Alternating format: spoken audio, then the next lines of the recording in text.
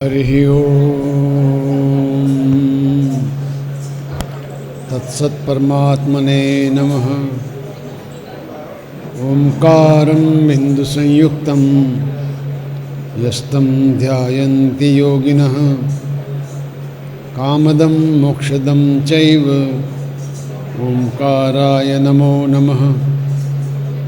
यं ब्रह्मा वरुणेन्द्ररुद्रमरुतः स्तुन्वन्ति दिव्यैस्तवैः वेदैः साङ्गपदक्रमोपनिषदैर्गायन्ति यं सामगा ध्यानावस्थिततद्गतेन मनसा पश्यन्ति यं योगिनो यस्यां तं न विदुसुरासुरगणा देवाय तस्मै नमः।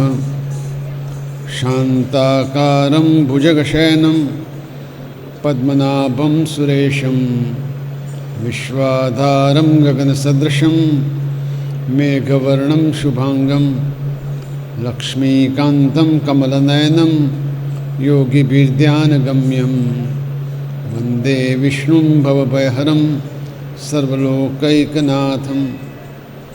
जन्माद्यस्य तोन्वयावितरतः चार्थेष्वभिघ्नस्वराट् तेने ब्रह्मरुदाच आदिकवये मुह्यन्ति यत्सूरयः। तेजो वारिमृदां यथा विनिमयो यत्र त्रिसर्गो मृषा धाम्ना स्वेन सदा निहस्तकुहकं सत्यं परं धीमहि। वसुदेवसुतं देवं कंसचाणूरमर्दनं देवकी परमानन्दं कृष्णं वन्दे जगद्गुरुं। नारायणं नमस्कृत्यं नरं चैव नरोत्तमं देवीं सरस्वतीं व्यास ततो जयमुदीरयेत्। ॐ नमो भगवते वासुदेवाय। श्री उमिया मात की जय, श्री बाळोज मात की जय। नमः पार्वती पतये हर हर महादेव हर। આપણા સત્રની સમાપ્તિ તરફ જઈ રહ્યા છીએ. આજે શુક્રવાર છે, શનિ રવિને સોમ. 26 દિવસ સુધી સાથે રહ્યા એટલે હવે માયા બંધાઈ ગઈ છે. ધીમે ધીમે કરતાં આપણે આજની સભા ઉપનિષદ વાક્યથી શરૂ કરીએ. આજનું વાક્ય શ્વેતાશ્વેતર ઉપનિષદમાંથી 6થા અધ્યાયનો 9મો શ્લોક છે. સકારણમ કર્ણાધિપાધિયો સકારણમ કર્ણાધિપાધિયો ન ચાસ્ય કશ્ચિત જનિતા ન ચાધિપ. આ પરમાત્મા બધાનું પરમ કારણ છે. આ પરમાત્મા બધાનું પરમ કારણ છે અને સમસ્ત કરણો, કરણ એટલે સાધન, સમસ્ત કરણોના અધિષ્ઠાતાઓના પણ અધિષ્ઠામી છે. આ પરમાત્માનું કોઈ જનક કે એમનું સ્વામી કોઈ જ નથી. આ ઉપનિષદ વાક્ય પછી આપણી ભાષાનું એક ગીત. મોટે ભાગે ધર્મની વાત કરીએ એટલે આપણે જે માનીએ છીએ તે જ સાચું એવું લગભગ બધા માનતા હોય છે. પણ સાચી વાત એ છે કે એમાં કોઈ ટીકા ટિપ્પણી કરે તો આપણામાં શું ખોટું છે, ક્યાં ભૂલ છે એની ખબર પડે. એટલે કોઈપણ સંપ્રદાય કે કોઈપણ ધર્મે પોતાની ટીકા પણ ધ્યાનથી સાંભળવી જોઈએ, જેથી કરીને એમાં સુધારાનો અવકાશ રહે. ઘણીવાર એવું થાય છે કે ધર્મોપદેશકો બીજા કોઈનું વાંચવાની ના પાડે છે. આપણું જ વાંચો, બીજું વાંચશો તો મન બદલાઈ જશે. ખરેખર મન ખુલ્લું રાખીને દુનિયાભરનું સાહિત્ય વાંચવું એવું ઋગ્વેદ કહે છે. આનો ભદ્રાહ કતવો જંતુ વિશ્વતઃ. ચારેય દિશાઓમાંથી નવું નવું જ્ઞાન મને મળો એવું આપણું વેદ કહે છે. હવે આપણા જે ગુજરાતી કવિ અખો કરીને હતા, એમના છપ્પા પણ ભણવામાં આપણે આવતા. એ કહે છે સાંભળી અને એમાંથી શું ઉતારવા જેવું છે એ સમજવાની વાત છે. શક્ય છે કે બધા પોતપોતાની રીતે સારામાં સારી ભક્તિ કરતા હોય, પણ આખાની વાત પણ સાંભળીએ. એક મૂર્ખને એવી ટેવ પથ્થર એટલા પૂજે દેવ. પાણી દેખી કરે સ્નાન, તુલસી દેખી તોડે પાન. એ તો આખા બહુ ઉત્પાદ, ઘણા પરમેશ્વરે ક્યાંની વાત. એટલે એક જ ઈશ્વર છે એમ માનનાર આખાએ આ ટિપ્પણી કરી. તિલક કરતાં 53 વયા, જપમાળાના નાકા ગયા. તીરથ ફરી ફરી થાક્યા ચરણ, તોય ન પહોંચ્યા હરિને શરણ. કથા સુણીને ફૂટ્યા કાન, તોય ન આવ્યું બ્રહ્મજ્ઞાન. જે થોડું ઘણું જીવનમાં ઉતરે તો બહુ સરસ. ખટદર્શનના જૂજવા મતા, બધા પોતપોતાની રીતે ધર્મનું અર્થઘટન કરે.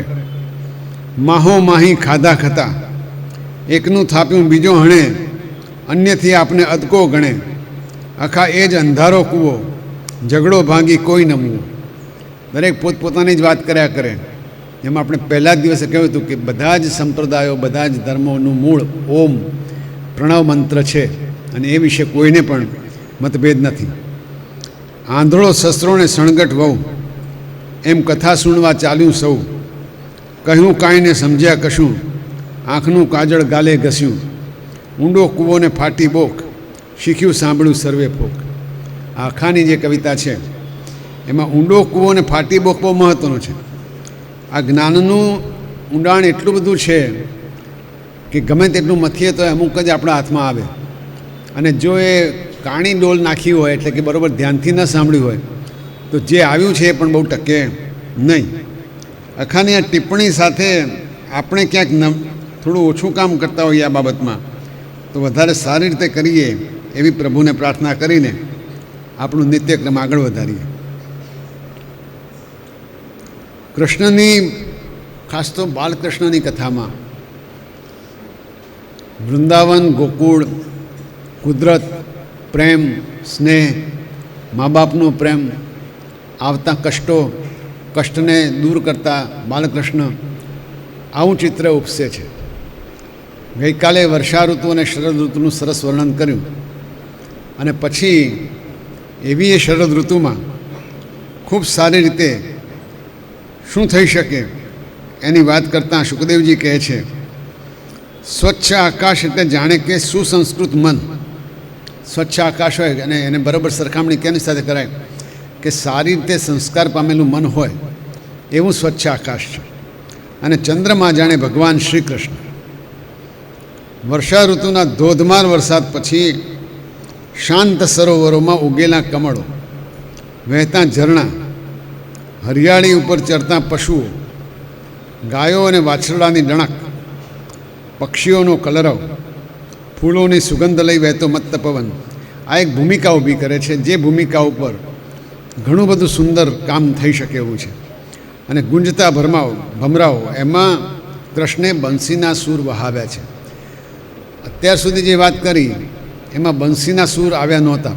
વહેલી વાર કહે છે, કુસુમિત બંદરાજે શુષ્મિ ભૃંગ, દ્વિજકુલ ગુષ્ટ સરહ સરિન મહિદ્રમ, મધુપતિરવગાહ્ય ચારયન ગા, સહ પશુપાલ બલહ ચુકુજ વેણુ. વેણુ વગાડતા કૃષ્ણ એ આ વાતાવરણમાં સંગીતની પુરવણી કરે છે. ગોપબાલો છે, બલરામજી છે, શ્રી કૃષ્ણ છે, એમાં બંસીના સૂર ઉમેરાય. જ્યારે સંગીત ઉમેરાય ત્યારે જીવન સુગંધીમય બને છે.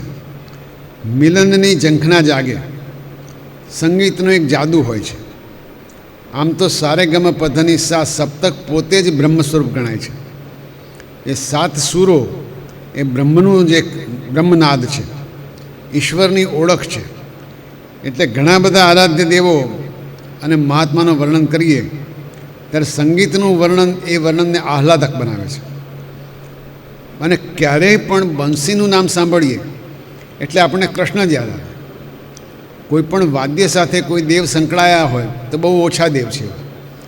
સરસ્વતીજી સાથે વીણા સંકળાયેલી છે, શિવજી સાથે ડમરું સંકળાયેલું છે, પણ બંસી આવે એટલે કૃષ્ણ જ યાદ આવે, બંસીધર કૃષ્ણ.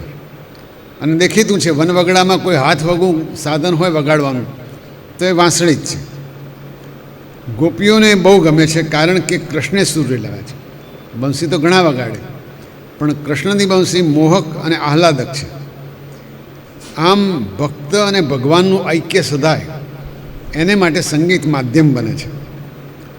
ગોપીઓ વાત કરવા જાય છે, વાત છે કૃષ્ણની, પણ મન એટલું બધું તડપતું છે, વિક્ષિપ્ત છે, ખોવાઈ ગયેલું છે. શુકદેવજી કહે છે ના શકન સ્મર વેગે અને વિક્ષિપ્ત મનસોનું. સ્મર એટલે કામના, ઈચ્છા. સ્મર એટલે આકર્ષણ. એ સ્મરનો વેગ થાય છે, કામનાનો આવેગ છે, એટલે વાત કરી શકે એવું નથી. માધુર્ય એટલું બધું છે, પ્રેમ એટલો બધો છે, મોઢામાંથી શબ્દો નીકળતા નથી.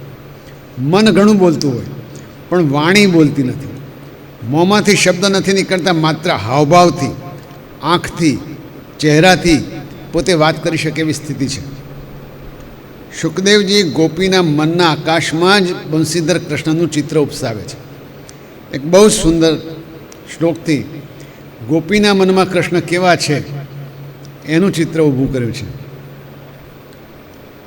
બર્હાપીડમ નટવર વપુઃ કર્ણયો કર્ણિકારમ.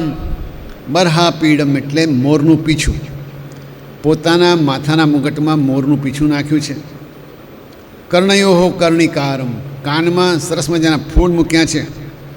બિભ્રદ્વાસઃ કનક કપિશમ વૈજયંતીમ ચ માલા, અને ગળામાં સરસ મજાની માળા, વનમાળા લહેરાય છે. રંધ્રાન વેણો રધર સુદયા પૂરયન ગોપવૃંદય.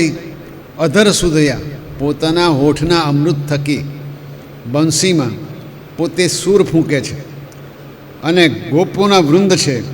વૃંદારણ્યમ સ્વપદરમણમ પ્રાવિશદ ગીત કીર્તિ. આવા બંસરી વગાડતા માથામાં મોરનો મુકટ પહેરેલા કૃષ્ણ વનમાળા સાથે કાનમાં સરસ મજાના ફૂલ નાખ્યા છે અને વૃંદાવનમાં દાખલ થાય છે. કૃષ્ણ પ્રવેશી રહ્યા છે. પાછળ પાછળ ગોપ બાળકો નાચતા નાચતા રમતો કરતા આવે છે.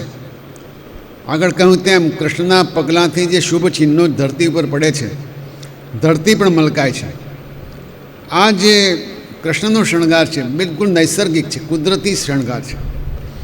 અને એમાં લહેરાતું સોનેરી પિતાંબર સુંદર ભાત પૂરે છે. બાળકો છે અને સૂર છે, એટલે વાતાવરણ એકદમ સુંદર થઈ ગયું છે. કોઈ પણ દ્રષ્ટિથી જોઈએ તો સાહિત્યની આકાશમાં પણ આવા ચિત્રો બહુ ઓછા જોવા મળે છે. ભક્તિની તો વાત જ અલગ છે. આવું ચિત્ર જોઈને ગોપીઓ પોતાનું ભાન ભૂલી જાય છે. એમના દેહના કણ કણમાં આ સૂરને કારણે એક ઝંખના જાગે છે. અને 13 શ્લોકમાં આ ઝંખનાને વ્યક્ત કરી છે. એમાં વસંત તિલકા વાપર્યું છે. ગોપીના મનમાં જે શબ્દો આકાર લે છે એ આ સંસ્કૃતમય શબ્દોથી સમજવા મળે છે. અક્ષણવતામ ફલમિદમ ન પરમ વિદામ સખ્ય પશુનનુ વિભેષતયતો વયસ્ય વક્ત્રમ વ્રજેશ સુતયો અનુવેણજુષ્ટમ યૈર્વા નિપીતમનુરક્ત કટાક્ષમોક્ષમ. સુંદર ચિત્ર રજૂ કર્યું છે કે આંખથી જોનારાને માટે આવો બીજો ઉત્સવ હોઈ જ ન શકે. કૃષ્ણને નિરખવા એ જ તહેવાર છે, એ જ ઉત્સવ છે ગોપીઓ માટે. અને ગાય સાથે, મિત્રો સાથે જતા કૃષ્ણના દર્શન અલભ્ય છે. સુંદર મુખારવિંદ છે અને એમાં સંગીત સૂર પુરાવે છે. ખાસ તો અનુરક્ત કટાક્ષ મોક્ષ, આમ મજાકથી આનંદથી હસતા હોય, પ્રેમ ભરી નજર નાખતા હોય એટલે જાણે જીવન ધન્ય ધન્ય થઈ જતું એવું લાગે. આ કૃષ્ણનું વર્ણન માત્ર શબ્દો તરીકે નથી જોવાનું, એમાં જે ભાવ છે એ વધારે મહત્ત્વનો છે. એ નજર છે એ પ્રેમીની નજર છે, અને પ્રેમીની નજર પારખી શકે એ જ પ્રેમી બની શકે. ભક્તને સમજે એ જ ભગવાન. અને એના સૂરમાં જો લીન થઈ જવાય તો ભાવ સમજણમાં આવે. શુકદેવજીએ આ અધ્યાયના શરૂઆતમાં એક શબ્દ વાપર્યો હતો, નટવર વપુ. નટ એટલે કલાકાર, વર એટલે એમાં શ્રેષ્ઠ, અને વપુ એટલે શબ્દ, શરીર. જેનું શરીર જ પોતે કલાકારના શ્રેષ્ઠ કલાકાર જેવું છે એવા શ્રી કૃષ્ણ.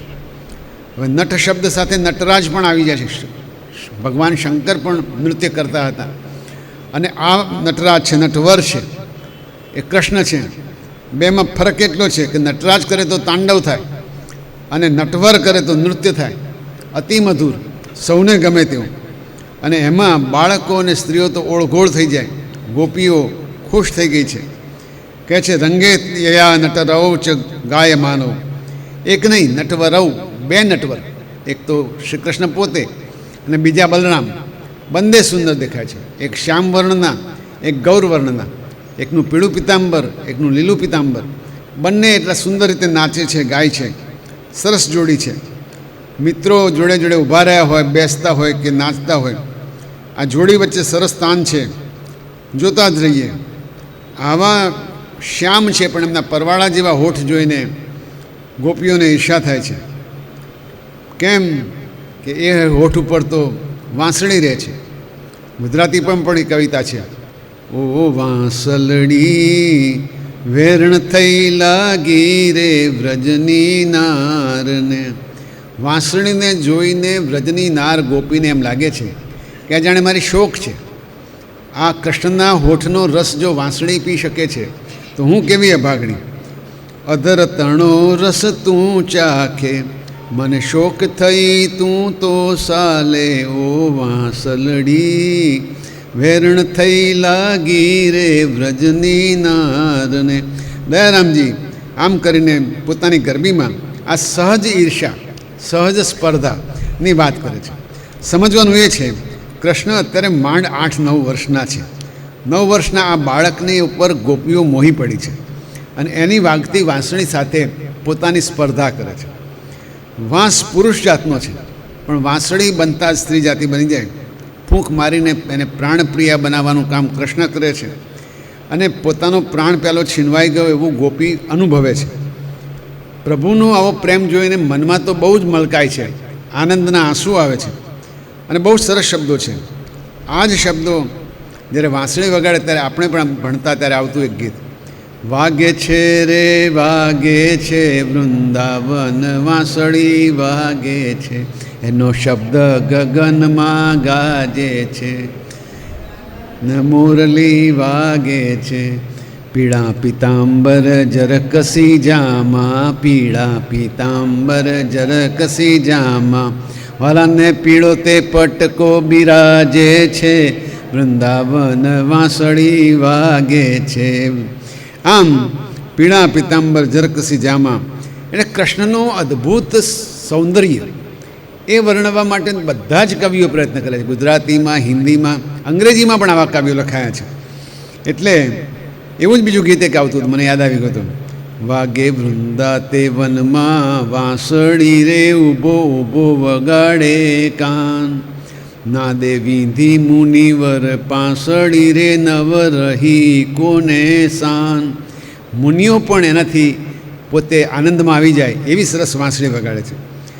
તરુની શાખાઓ ઝૂમી રહી રે, તરુની શાખાઓ ઝૂમી રહી રે, ચરણે નમવાને કાજ, વાગે વૃંદા તે વનમાં વાંસળી રે ઊભો ઊભો વગાડે કાન. વાંસળી અને કૃષ્ણ એ બે પર્યાય છે. બંસી એવું જોઈએ તો શબ્દ નથી, કાવ્ય છે. બંસી મહાકાવ્ય છે અને સૂર એ ખાલી ફૂંક નથી, મહાપ્રાણ છે એમ કહી શકાય. આમ વૃંદાવનમાં કૃષ્ણનું આવું સૌંદર્ય જોતાં જોતાં બલરામને સૌંદર્યને જોઈને ગોપીઓ રોમાંચિત થઈ ગઈ છે. ભાવ વિશ્વમાં જે વિચારો છે એ સમર્પિત પ્રેમના છે. સુખદેવજી એ ભાવચિત્રને રોચક રીતે પરીક્ષિતજી પાસે રજૂ કરી રહ્યા છે. આ જ કથા આપણે જાણીએ છીએ કે સુતજી મહારાજ શૌનકાદિને નૈમિષારણ્યમાં પણ કહી રહ્યા છે. અહીંયા વેણુગીત તરીકે ઓળખાતા અધ્યાયમાં શરૂઆતમાં જ કૃષ્ણનું આ ચિત્ર થયું છે. ગોપીઓ વિચારે છે શું શું થાય છે આ બંસીથી, આ મુરલીના સૂરથી શું થાય છે. એનું આખું એક વેણુગીત નામનું અધ્યાય છે શ્રીમદ ભાગવતમાં. થોડાક શબ્દો એમાંથી લઈએ. આ વૃંદાવનની ધરતી ધન્ય છે જેની ઉપર ભગવાનના ચરણકમળના ચિહ્ન છે. બંસીની ધૂનથી મોર નૃત્ય કરે છે. પહાડ ઉપર બેઠેલા પંખીઓ આંખ બંધ કરીને જો આપણે કલ્પના કરીએ કે કેવું ચિત્ર રચાતું હશે, તો પહાડ ઉપર બેઠેલા પંખીઓ ચહકતા બંધ થઈ એક ચિત્તે સાંભળે છે, અરે હરણીઓ પોતાના પતિઓ સાથે દોડી આવી છે અને બંસીધર તરફ આંખ માંડીને મોઢું ઊંચું કરીને ઊભી રહી છે. ગોપી કહે છે કે ઊભી નથી રહી, કૃષ્ણની પ્રેમભરી નજરે સ્વાગત જોઈને હરખાય છે. આ વાત આકાશમાં વિહાર કરતી સ્વર્ગની દેવાંગનાઓને પણ લાગુ પડે છે. આકાશમાં રહીને કૃષ્ણની બંસી સાંભળીને દિગ્મૂઢ થઈ જાય છે અને એના કેશકલાપમાં રહેલા ફૂલો ધરતી ઉપર પડે છે. એને પણ પોતાના વસ્ત્રોનું ભાન ભૂલાઈ જાય છે. આ શબ્દો તો અલંકારિક છે, કવિત્વની લહેર છે, પણ સાર છે કે સૃષ્ટિ ઉપર સંગીત જાદુ કરી શકે છે અને એ જાદુથી પ્રેમ ઉત્પન્ન થાય છે. ગાયોનું કૃષ્ણ સાથેનું હૃદયબંધન છે. ગાવશ્ય કૃષ્ણમુખ નિર્ગત વેણુ ગીત પિયુષ મુત્તપિત કર્ણપૂટૈ પિબત્ય શાવા સ્નુતસ્તનપય કવલા સ્મતસ્થુ ગોવિંદ માત્મને દશાશુ કલા સ્પૃશંત્ય. સુંદર ચિત્ર છે. ગાયો ઊભી છે, એમના મોઢામાં જે ઘાસનો પૂળો કે જે ચાવણું છે એ એમને એમ સ્થિર થઈ ગયું છે. એમને ધાવતા વાછરડા મોઢામાં આંચળ છે અને એમને એમ સ્થિર થઈ ગયા છે. બધા પોતપોતાની રીતે બંસીનો સૂર સાંભળવાથી સ્થિર થઈ ગયા છે અને ધ્યાનથી કાન ઊંચા કરીને ભગવાનની વાંસળી સાંભળી રહ્યા છે. એટલું જ નહીં, એમની આંખોમાંથી પણ આંસુ વહે છે. મોંમાં લીધેલું દૂધ વાછરડાનું એમનું એમ રહે છે, ન તો ગળે ઉતરે છે ન બહાર નીકળે છે. આમ ચિત્રવત બની ગયેલા. આમ કલ્પના કરીએ કે આ પહાડ છે, કૃષ્ણ મોરલી વગાડે છે, ગાયો આવી રીતે ઊભી છે, વાછરડા ઊભા છે, હરણા ઊભા છે, પક્ષીઓ બંધ થઈ ગયા છે. એક સુંદર મજાનું ચિત્ર ઊભું થાય છે. પક્ષીઓની પણ આ જ હાલત છે. નદીઓનો પ્રવાહ જાણે થંભી ગયો છે, પણ લહેરથી કમળ પુષ્પો પ્રભુના ચરણે ધરે છે. વાદળો આવ્યા છે, કૃષ્ણ ઉપર છાંયડો કરીને ઊભા છે, એ પણ સંગીત સાંભળે છે. વનવાસી સ્ત્રીઓ તો કૃષ્ણના પગના ચિહ્નો ઉપરથી જે કેસર ઉપડ્યું છે એ ઉપાડીને છાતી ઉપર લગાવે છે અને પોતાની હૃદયની વ્યાકુળતાને શાંત કરે છે. સૌથી વધુ ધન્ય કોણ હશે? તો કહે છે કે સૌથી વધુ ધન્ય છે ગિરિરાજ ગોવર્ધન. એ તો કૃષ્ણ બલરામને માટે ઝરણાનું પાણી આપે છે, રમવા માટે ગુફાઓ આપે છે, આરામ કરવા માટે ગુફાઓ આપે છે, ખાવા માટે કંદમૂળ આપે છે. આ બધાયના આનંદ અને કૃતકૃત્યતા વચ્ચે વનવાસીઓના નયનને આ ઝરણાથી લીલોતરીથી શાતા આપે છે. ગોપીઓ આ બધાને ભાગ્યશાળી ગણે છે. તો અભાગણું કોણ? અભાગણી ગોપી પોતાની જાતને જ ગણે છે. એમ માને છે કે ભાગ્યશાળી તો વાંસળી છે, ગાયો છે, નદી છે, પર્વત છે, જે સદાય કૃષ્ણની સાથે રહે છે, નિકટતમ છે. કૃષ્ણના પ્રેમમાં નૈકટ્યની 1 ઇંચ જેટલી પણ દૂર નથી. ધરતી ઉપર પગ પડે, પહાડ ઉપર પગ પડે, નદીમાં પગ પડે, ગોપી દૂરની દૂર રહે છે. એટલે એને એમ લાગે છે કે હું અભાગણી છું. ગોપી કૃષ્ણના પ્રેમને ઝંખે છે અને એટલે પ્રત્યેક સ્થિતિ ઝંખનાની તીવ્રતા વધારે છે. આ નિષ્કામ પ્રેમ, નિર્ભેળ પ્રેમની વ્યાખ્યા આ છે. એ ઝંખે છે, પણ ઝંખના એવી હોય કે તીવ્રતા રોજ બરોજ વધતી જાય. આવો અવિરત પ્રેમ જ આખી ગાથાને દિવ્યતા બક્ષે છે. આમ આ પ્રેમના સરોવરના તરંગોમાં ગોપીઓએ પોતાની જીવનની નૈયાને વહેતી મૂકી છે અને વહેતાં વહેતાં વિચારે છે કે જો આ પાપથી ત્રાસેલી પૃથ્વીને બચાવવા માટે કૃષ્ણ આવ્યા છે, તેમનું બાળ સ્વરૂપ જ એક રીતે જોઈએ તો વિરાટ દર્શન જેવું લાગે છે. યુગકર્મનો પહેલો પાઠ એ છે કે પોતે નેતૃત્વ કરે, અને આ નેતૃત્વમાં દૈવી નેતૃત્વ એવું છે કે જ્યાં છે ત્યાં તો એ દેવ તરીકે સ્થપાઈ ગયા છે. બધાને પોતાના હૃદયમાં રાખે અને બધાના હૃદયમાં પોતે રહે, આ પ્રભુભાવ છે. અને સદૈવ બધાનું કુશળ જ છે. કંઈ પણ ખરાબ થાય દોડી આવે, એટલે એને ઈશ્વર કહેવાય છે. વ્રજમાં ધૂમ મચી છે. કાનાની વાંસળીનું આ વર્ણન આમ પણ ત્યાં બધાને ઘેલા કર્યા છે. અનિષ્ટોના કાળ પ્રભુ બાળ સ્વરૂપે લીલા કરી રહ્યા છે. આનંદમાં સમય પસાર થઈ રહ્યો છે. શ્રી કૃષ્ણ રસરાજ બન્યા છે. હવે હેમંત ઋતુ આવી છે. હેમંતનો પહેલો મહિનો છે મૃગશીર્ષ, માક્ષર મહિનો, પવિત્ર મહિનો છે. માક્ષર માટે કૃષ્ણે ગીતામાં એમ કીધું છે, માસાના મૃગશીર્ષોહમ, મહિનાઓમાં માગશર મહિનો એ મારું સ્વરૂપ છે. વ્રજ કન્યાઓએ દેવી કાત્યાયનીનું વ્રત કર્યું છે. આ વ્રતમાં વહેલી સવારે ઉઠવું પડે, યમુનાજીમાં જઈને સ્નાન કરવું પડે, દેવીની પૂજા કરવી પડે, માટીની મૂર્તિ બનાવી હોય ત્યાં ધ્યાન કરવું પડે અને પ્રાર્થના કરવી પડે. બધી બાળિકાઓ ગોપીઓ કાત્યાયની મહામાએ મહાયોગિન્યધીશ્વરી નંદગોપસુતમ દેવીમ પતિમ મે કુરુતે નમઃ. હે દેવી, હે મહામાયા, મને સારો પતિ આપજો. આવી સ્તુતિ કરે છે દેવીને. આમ સારો પતિ મનમાં કનૈયો છે, પણ માને સ્તુતિ કરે છે, મને સારો પતિ આપજો. કનૈયો તો પતિ છે જ, કારણ કે લક્ષ્મીપતિ છે, એ આખી દુનિયાનો પતિ છે, લોકપતિ છે, એટલે એને પતિ તરીકે સ્વીકારવામાં કોઈને ક્યારેય વાંધો હોવો ન જોઈએ. છતાં આખો મહિનો ગોપીઓએ દેવીની ઉપાસના કરી છે. શુકદેવજી પરીક્ષિતજીને કહે છે, એવમ માસમ વ્રતમ ચેરુ કુમાર્ય કૃષ્ણ ચેતસ ભદ્રકાલીમ સમાનર્ચુ ભૂયાન નંદસુત પતિ. આખો મહિનો પૂજા પાઠ કરી, દેવીને પ્રસન્ન કરી, નિત્યક્રમ કરી, છેલ્લે દિવસે પ્રાર્થના કરી છે કે નંદસૂત મારા પતિ બનો. નંદસૂત એટલે કનૈયો. અને અર્ચનામાં સ્પષ્ટ લખ્યું છે કે એ જ અમારા પતિ થાય. વહેલી સવારથી જ એકબીજાને બોલાવી સાથે મળી પૂજા કરતી આ ગોપીઓ આખો દિવસ શ્રી કૃષ્ણના જ ગાન ગાયા કરે છે, એમના ચરિત્રનું વર્ણન કર્યા કરે છે, મનમાં કૃષ્ણ જ છે.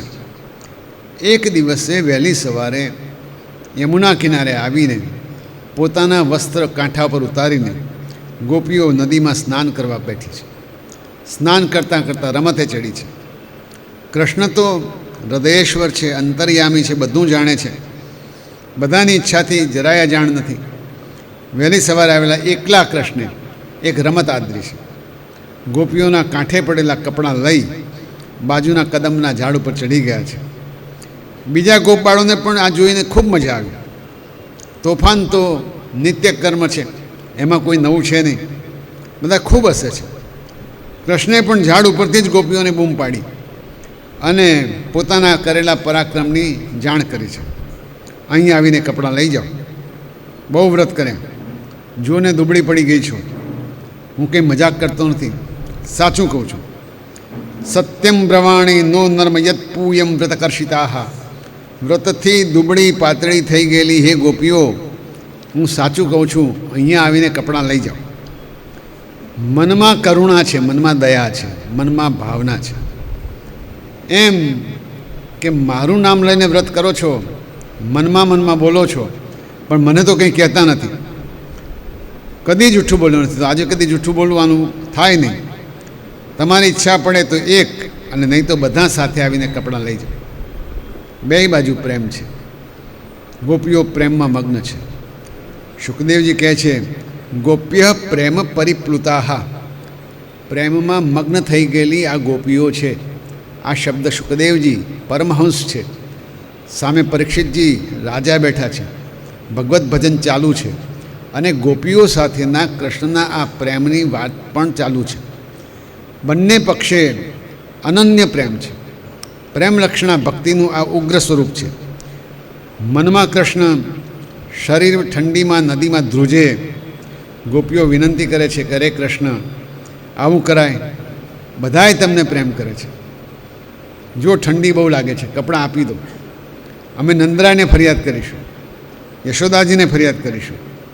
કહે છે દેહી વાસાંસી ધર્મજ્ઞ. હે ધર્મજ્ઞ, ધર્મને જાણનારા કૃષ્ણ, તમે અમારા કપડાં આપી દો. ભગવાન શું કહે છે એમનો જવાબ સાંભળવા જેવો છે. તમે જો મારી ભક્તિ કરતા હો તો હું કહું તેમ કરું.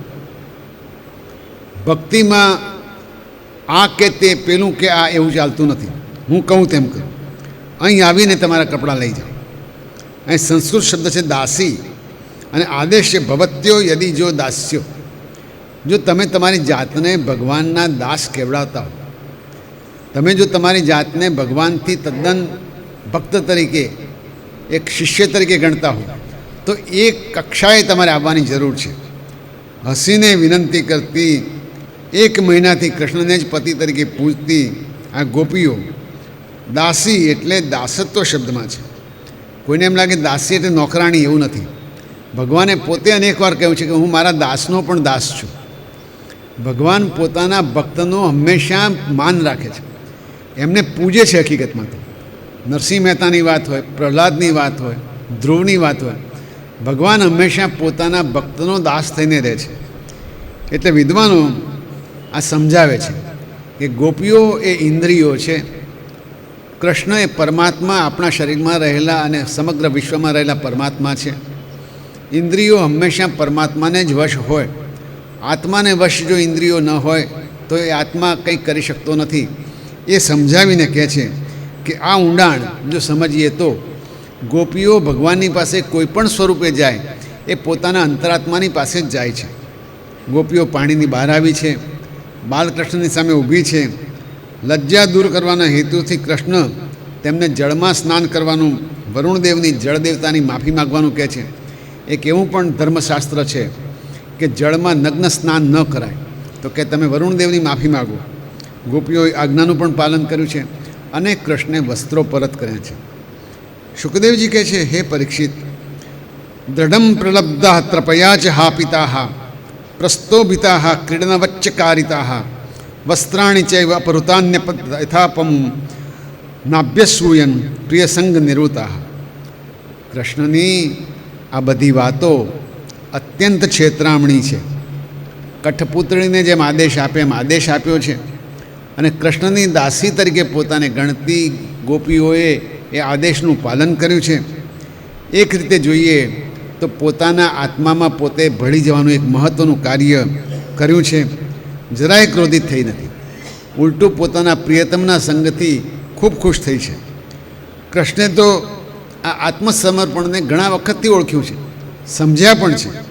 એ કહે છે, હે ગોપીઓ, તમારો જે સંકલ્પ હતો ભૂયાન નંદસુત પતિ, હે દેવી નંદસુ તમારો પતિ થાવ. હું જાણું છું તમારું વ્રત, પૂજા બધું જ સમજું છું અને સંકલ્પ સાચો જ બનશે. કેમ કે ન મય્યાવેશિત ધ્યામ કામ કામાય કલ્પતે ભર્જિતા ક્વથિતા દાના પ્રાયો બીજાએ નૈષ્યતે. આ એનો ખરો અર્થ છે. ગોપીઓ સાથેના પ્રેમનો, પ્રેમ લીલાનો, એમને નિર્વસ્ત્ર હોય છતાં પણ બોલાવવાનો. આની પાછળનો હેતુ એ છે, કૃષ્ણ સમજાવે છે, કોઈ પણ કામનાઓ સંસાર માટે હોય એવું નથી. કામનાઓ પોતાના પ્રિય પાત્રને મળવા માટે હોય છે. અને એટલે માટે ઉદાહરણ આપે છે કે જે બળી ગયેલું બીજ છે એને ધરતીમાં વાવો તો પણ કદી ઉગવાનું નથી. એટલે કામના જેવું બીજ જે છે શરીરમાં, જે મનમાં, એ જો બળી ગયું હોય તો કૃષ્ણ અને ગોપીનો પ્રેમ એ સંદર્ભમાં સમજી શકાયો છે કે આમાં સામાન્ય દૈહિક કામના કામ કરવાની છે નહીં, માત્ર પ્રેમ છે. ધ્યેય એટલે કે ભગવાનને ધ્યાનમાં રાખીને કરેલા કામ કદી એ સાધારણ સાંસારિક દોષમાં પડતા નથી. એ કૃષ્ણે સ્પષ્ટ કર્યું છે. પાછું ગોપીઓને વ્રજમાં જઈ ઘેર પરત જવાનું કહ્યું છે. વચન આપ્યું છે કે તમે જે હેતુથી વ્રત કર્યું છે તે સિદ્ધ થશે. ગોપીઓ પણ કૃષ્ણનું ચિંતન કરતાં કરતાં કરતાં વ્રજમાં પોતપોતાને ઘેર ગઈ છે. અનન્ય ભક્તિ અને આત્મસમર્પણની આ ઘટના પછી તરત જ શુકદેવજી આપણા કથાનકને એક વિશાળ દ્રષ્ટિ ઉપર લઈ જાય છે. કેવી રીતે? વૃંદાવનની વનરાજીમાં હવે ગ્રીષ્મ ઋતુ આવી છે. વૃક્ષો છાંયડો મેળવવા ગોપવાળોને કૃષ્ણ જે કહે છે ગમે એવા છે. વૃંદાવનમાં વૃક્ષો બહુ છે અને અત્યારે વર્તમાન સમયમાં આ વાત કદાચ લાગુ પડે એવી છે. કૃષ્ણ કહે છે, પશ્યતૈતાન મહાભાગાન પરાર્થૈકાંત જીવિતાન. હે મારા મિત્રો, તમે જુઓ, આ બીજાના હેતુ માટે જીવતા વૃક્ષો તરફ તમે નજર નાખો. પદાર્થ એકાંત જીવિતાન, બીજાઓ માટે જ આ વૃક્ષો જીવી રહ્યા છે. વાત વર્ષા તપ હિમાન સહંતો વારયંતિન. એ ગરમી સહન કરે છે, ઠંડી સહન કરે છે, વરસાદ સહન કરે છે અને બીજાની રક્ષા કરે છે. પોતે સહન કરીને બીજાની રક્ષા કરનારા વૃક્ષોને તમે જુઓ. અહો એશામ વરમ જન્મ સર્વ પ્રાણી ઉપજીવનમ. આ લોકોનું જીવન ધન્ય છે. બધા જ પ્રાણીઓને ઉપયોગી થાય એવું છે. ગીતામાં જે આપણે કહેતા હતા બીજા માટે કામ કરવાની વાત, એ અહીં કૃષ્ણ પોતે પોતાના મિત્રોને કહે છે. સુદન સેવ યેષામ વૈ વિમુખા યાંતિ નાર્થિનમ. કેમ કે સજ્જન હોય એના ઘેરથી કોઈ પણ યાચક, કોઈ માગનારો, કોઈ અતિથિ ખાલી હાથે ના જાય. આ વૃક્ષોનું પણ એવું છે. શું આપે? પાંદડા, ફૂલો, ફળ, છાંયડો, મૂળિયા, છાલ, લાકડા, આ બધું એ વૃક્ષ આપે. ગંધ નિર્યાસ ભસ્માસ્થિ તોકમય કામાન વિતન્વતે. સુગંધ, ગુંદર, રાખ, કોલસો, અંકુર અને પૂંપળો, આવા વૃક્ષો. કૃષ્ણ પોતાના ગોપ મિત્રોને આ સમજાવે છે. હવે હજારો વૃક્ષો કપાતા હોય તો આપણને દુઃખ આ સાંભળ્યા પછી તો થવું જ જોઈએ. એક એક વૃક્ષ ઉગાડતા કેટલી તકલીફ પડતી હશે. અને એ વૃક્ષ જો આંબા જેવું વૃક્ષ હોય કે પીપળ જેવું વૃક્ષ હોય તો વર્ષો પછી ટોપ થયું હોય એને કાપીને આપણે 6 લાઈન કરીએ તો દુઃખ તો થાય. ભલે જરૂર હશે, આપણે એની કંઈ ચર્ચા નહીં કરીએ, પણ એક એક વૃક્ષ કપાય અને એક એક મનમાં આમ લાગણી એવી થાય કે જાણે માણસ કપાતું હોય એવું લાગે. કૃષ્ણ એ જ વાત અહીંયા કહે છે. આપણી સંસ્કૃતિમાં ઈશ્વર જ આજ્ઞા કરે છે, એતાવત જન્મ સાફલ્યમ દેહિનામ ઇહ દેહિષુ. જન્મની સફળતા આ જ છે જેથી એક વ્યક્તિ કે જીવ બીજાને માટે કંઈક કરે. આ વૃક્ષના દાખલા આપીને કૃષ્ણે પોતે કહેલી કથા છે. પ્રાણહિ અર્થૈ ધ્યા વાચા શ્રેય એવા ચરે તદા. કેવી રીતે સેવા કરી શકે? એક ચાહે પછી પ્રાણ આપીને કરે, દાન આપીને કરે, ધન આપીને કરે, પોતાના વિચારો આપીને કરે, કે બીજાનું શ્રેય કરવાની ઈચ્છાથી કરે. આ બધું વૃક્ષો કરી રહ્યા છે. આવો વિચાર આજથી 5000 વર્ષ પહેલાં કૃષ્ણે પોતાના મિત્રોને વૃંદાવનમાં કીધો. એ વિચાર જ વૃંદાવનને પવિત્ર બનાવે, એમાં કોઈ નવાઈ નહીં. વૃક્ષોની ડાળીઓ એમના ચરણ ચૂમે તો એમાં શું નવાઈ? અને યમુનાજીના જળ હરખાઈ ઉઠે એ પણ સમજમાં આવે એવું છે. આમ પર્યાવરણને વધાવતા, વૃક્ષોને વંદન કરતા કૃષ્ણની આ કથા ભક્તોને શ્રદ્ધા શીખવતા, આત્મસમર્પણ કરતા અને સંકલ્પ સિદ્ધિનું વચન આપતા આપણને શીખવે છે. એમાં કોઈ શંકા નહીં. હરે કૃષ્ણ કૃષ્ણ કૃષ્ણ હરે હરે.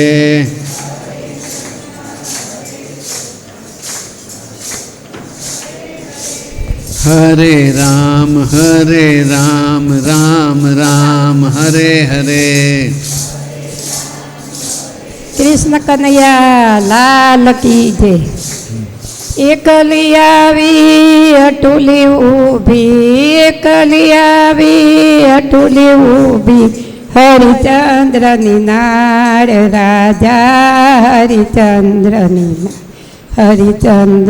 નાળ રાજા, હરિચંદ્રની નાળ.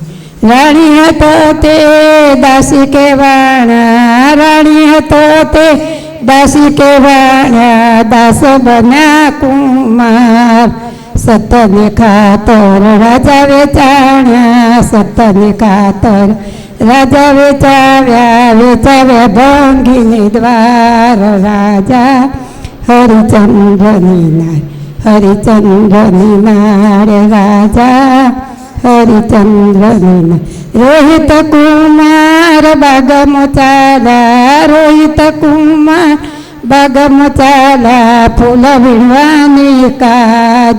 વિશ્વામિત્રોએ કરી કસોટી, વિશ્વામિત્રોએ કરી કસોટી, સાપને ડંક દીધો તત્કાળ રાજા, હરિચંદ્રની નાળ, હરિચંદ્રની નાળ રાજા, હરિચંદ્રની નાળ. તીર ફારીને લાશ ઉપર ઉડાડ્યો, તીર ફારીને લાશ ઉપર ઉડાડ્યો, પુત્રની પાલનહાર રાજા, હરિચંદ્રની નાળ, હરિચંદ્રની નાળ રાજા, હરિચંદ્રની નાળ. ભૂત પુકારે પ્રીત પુકારે, ભૂત પુકારે પ્રીત પુકારે, ડાકણીના ભણકાર. તોય તારા દેવીનું દિલ ન કંપ્યું, તોય તારા દેવીનું દિલ ન કંપ્યું, કંપી ઉઠ્યો કીર્તાર રાજા હરિચંદ્રની હરિચંદ્રની નારે રાજા હરિચંદ્રની સળગ તું લાકડું લઈ સતી અંગાર ચેતાવે, સળગ તું લાકડું લઈ સતી અંગાર ચેતાવે, તોય કુમારની ચિત્તા ન સળગે, તોય કુમારની ચિત્તા ન સળગે, ઉલઈ ગયો અંગાર રાજા હરિચંદ્રની હરિચંદ્રની નાર રાજા હરિચંદ્રની ના દાણ દીધા વિના ડાગ ન દેશો, દાણ દીધા વિના ડાગ ન દેશો, પૂંઠે પડ્યો પોકાર, પાછું વળીને સતી જોવે ત્યારે, પાછું વળીને સતી જોવે ત્યારે, પતિ પોતાના તાણી ઊભા તલવાર રાજા હરિચંદ્રની નાર હરિચંદ્રની નાર રાજા હરિચંદ્રની નાર. હાલો ઈ માડો ને ધરતી ધ્રુજે, હાલો ઈ માડો ને ધરતી ધ્રુજે, દેવન કાંપ્યો દ્વાર, વિષ્ણુપુરાથી વિષ્ણુ પધાર્યા, વિષ્ણુપુરાથી વિષ્ણુ પધાર્યા, લાગી નહીં તો વાર રાજા હરિચંદ્રની નાર હરિચંદ્રની નાર રાજા હરિચંદ્રની નાર. ધન છે રાજા રાણી ટેક તમારી, ધન છે રાજા રાણી ટેક તમારી, ધન છે રોહિત કુમાર, કાગ કહે છે આજે તારા તે કુળને, કાગ કહે છે આજે તારા તે કુળને, સ્વર્ગમાં હો જો વાસ રાજા હરિચંદ્રની નાર હરિચંદ્રની નાર રાજા હરિચંદ્રની નાર. એકલી આવી અટોલી ઊભી, એકલી આવી અટોલી ઊભી, હરિચંદ્રની નાર રાજા હરિચંદ્રની નાર. કૃષ્ણ કનૈયા. બહુ સરસ. કહું છું આપો આપો 2 મિનિટ.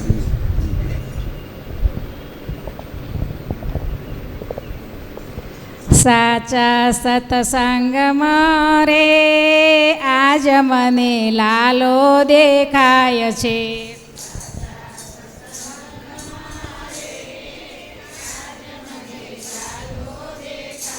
એ કૃષ્ણ કથા મારે આજ મને લાલો દેખાય છે,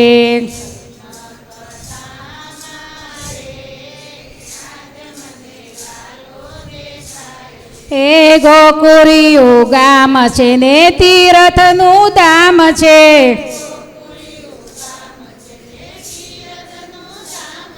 એ જશોદાની ગોદ મારે આજ મને લાલો દેખાય છે,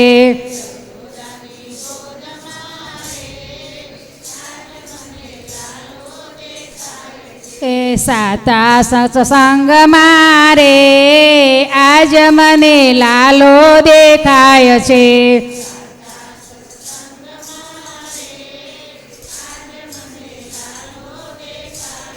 એ ભક્તિના રંગ મારે આજ મને લાલો દેખાય છે,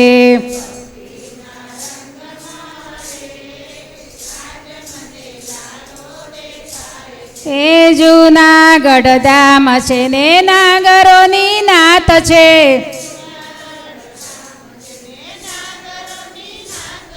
એ નરસૈયાના ધામ મારે આજ મને લાલો દેખાય છે,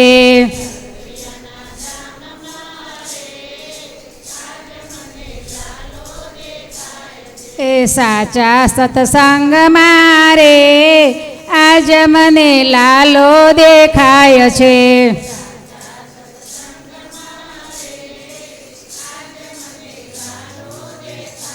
એ કૃષ્ણ સત્સંગ મારે આજ મને લાલો દેખાય છે.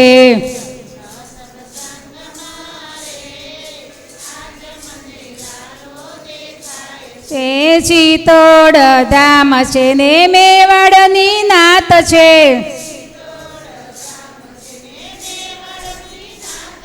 એ મીરાબાઈના ચીર મારે આજ મને લાલો દેખાય છે.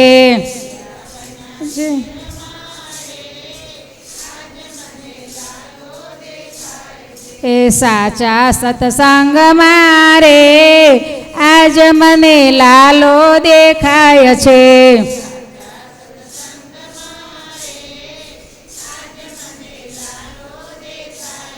એ યાદવ કુર છે ને પાંડવોનું ધામ છે.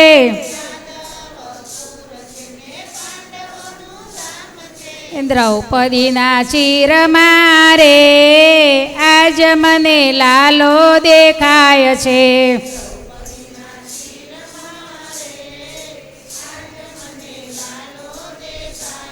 એ સાચા સત્સંગ મારે આજ મને લાલો દેખાય છે.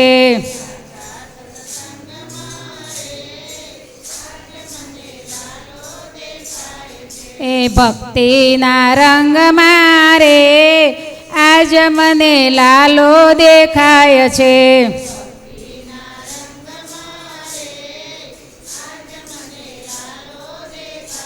એ બરસાના ધામ છે ને રાધાજીનું ગામ છે.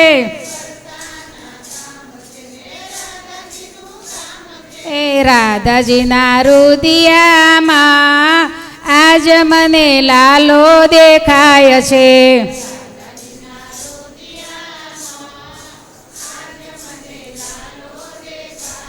એ સાચા સત્સંગ મારે આજ મને લાલો દેખાય છે.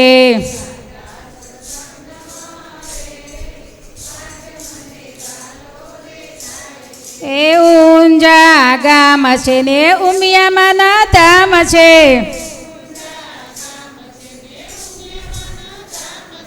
કૃષ્ણ કથા મારે આજ મને લાલો દેખાય છે.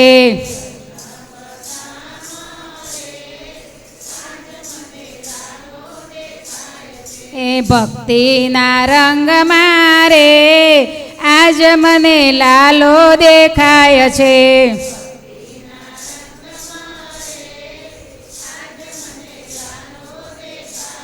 એ ડાકોર ધામ છે ને ગોમતીજીના ઘાટ છે. એ બોળાના દિલ મારે મને લાલો દેખાય છે. બોળાના દિલ મારે લાલો દેખાય છે. સાચા સત્સંગ મારે આજ મને લાલો દેખાય છે.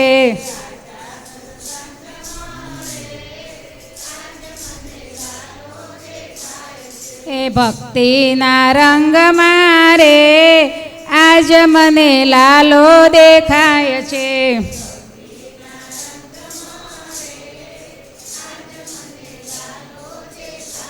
એ કૃષ્ણ કથા મારે આજ મને લાલો દેખાય છે.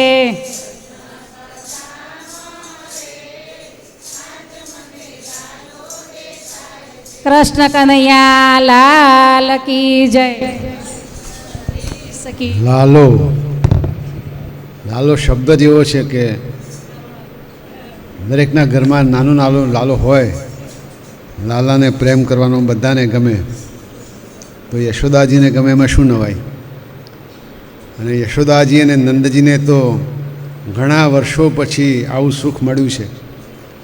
અને લાલો એટલો બધો મનોહર છે કે એમના જેવો લાલો મળે એવું બધા જ જગતના માણસો પોતાને ત્યાં ભગવાનને પ્રાર્થના કરતા હોય. પણ આપણે રોજ કહીએ છીએ એમ આ લાલો મોટો થશે, એક દિવસે એણે પણ જગતમાં જીવવું પડશે. જગતમાં પોતાના કામો કરવા પડશે. એટલે કે શિવાજીનું હાલરડું ગાય છે ને એના જેવું થયું. એ આભમાં ઉગેલ ચાંદલો ને જીજાબાઈને આવ્યા બાળ બાલુડા ને માતહી ચોડે. એ ધણન ડુંગરા બોલે શિવાજીને નિંદ્રું નાવે માતા જીજાબાઈ ઝુલાવે. એ પેટમાં પોઢીને સાંભળેલી બાળે રામ લક્ષ્મણની વાત માતાજીને મુખ જે દીથી ઉડી એની ઊંઘ તે દીથી. અને કહે છે ઘૂઘરા રાકડી પોપટ ધાવણી ફેરવી લેજે આજ.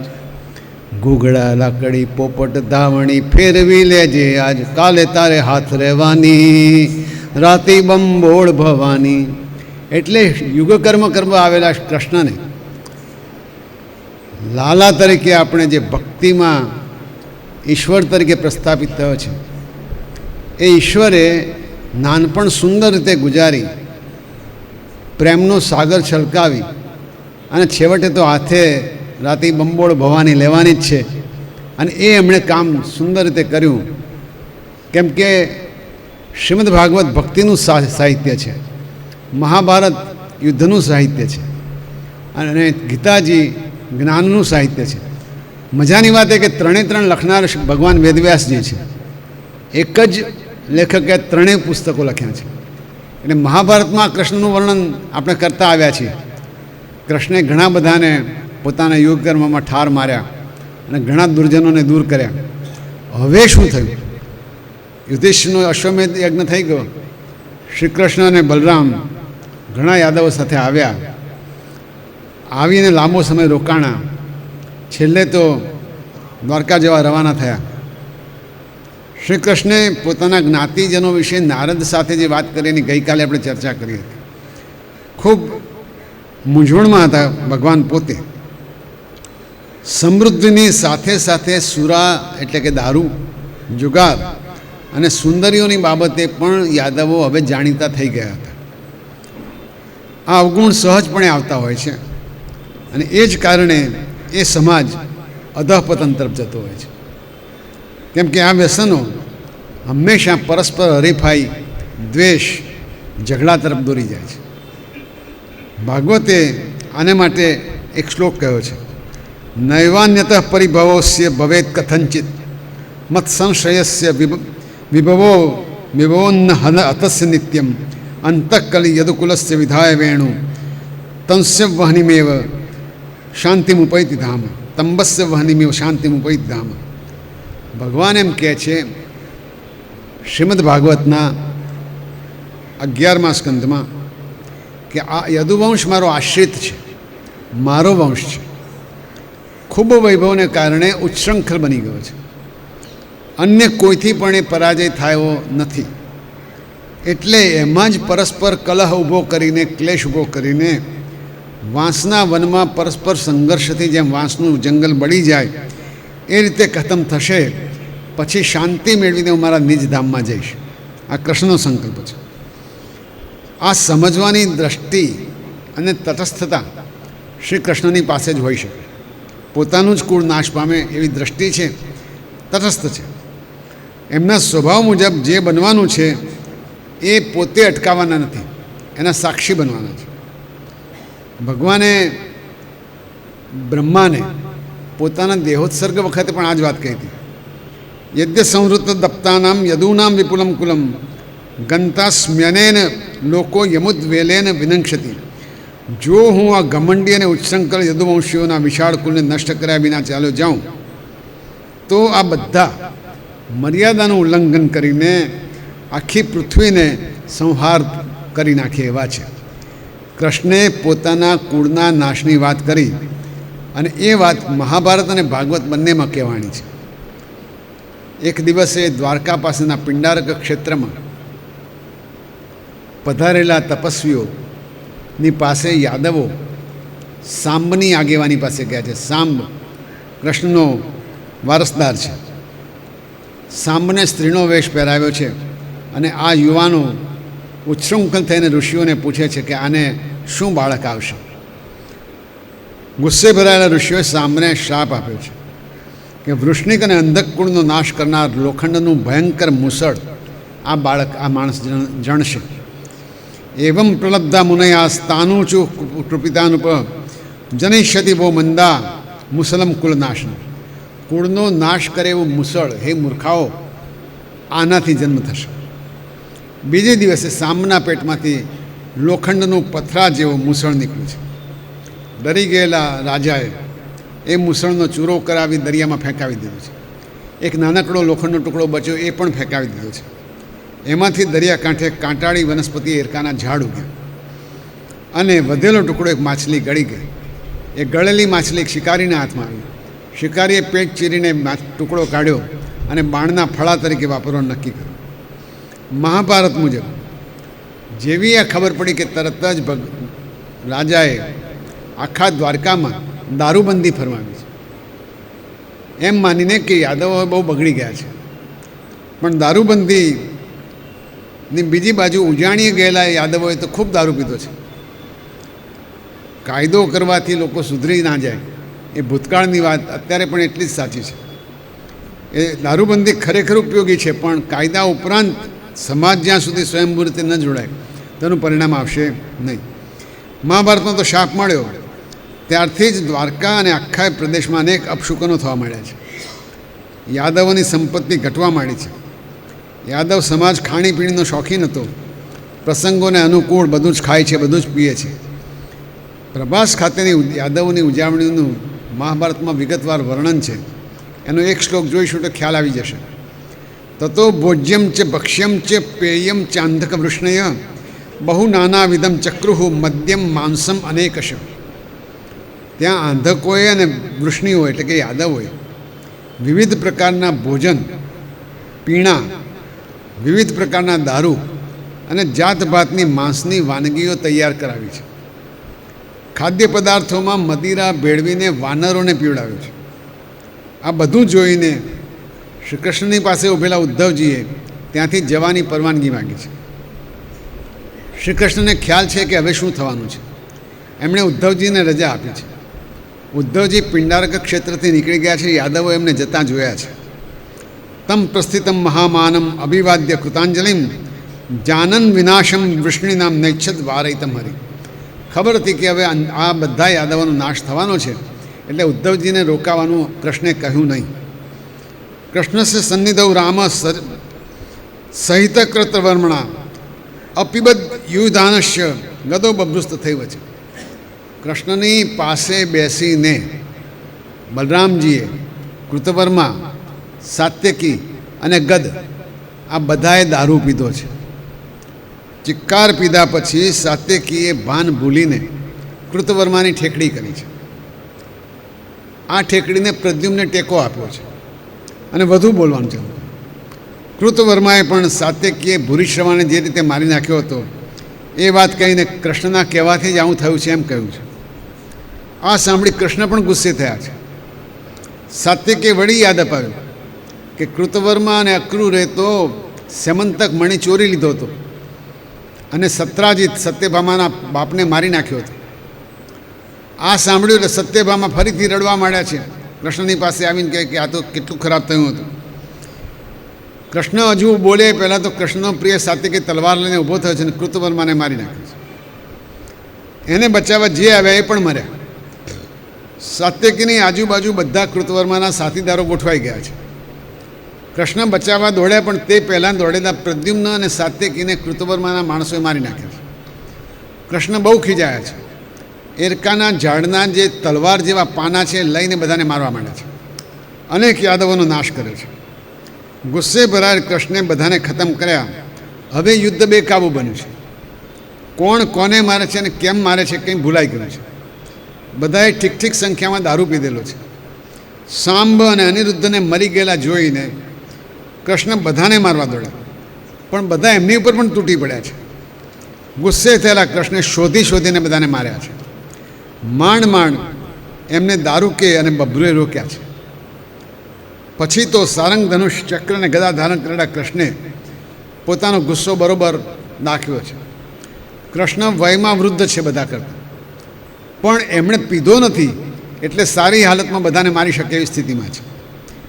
બધા બહુને માર્યા, છેવટે બભરુ એમને પકડી લીધા છે અને દૂર કર્યા છે. હવે બલરામને શોધવાના હતા. બલરામ ક્યાંય જડતા નથી. દૂર દૂર જોયું તો બલરામ જાણે સમાધિમાં બેઠા હોય એવા દેખાય છે. અને શ્રીમદ ભાગવત એમ કહે છે, મહાભારત પણ કહે છે કે થોડી વાર પછી એમના સમાધિસ્થ શરીરમાંથી એક વિશાળકાય શેષનાગ નીકળ્યો છે અને દરિયામાં સમાઈ ગયો છે.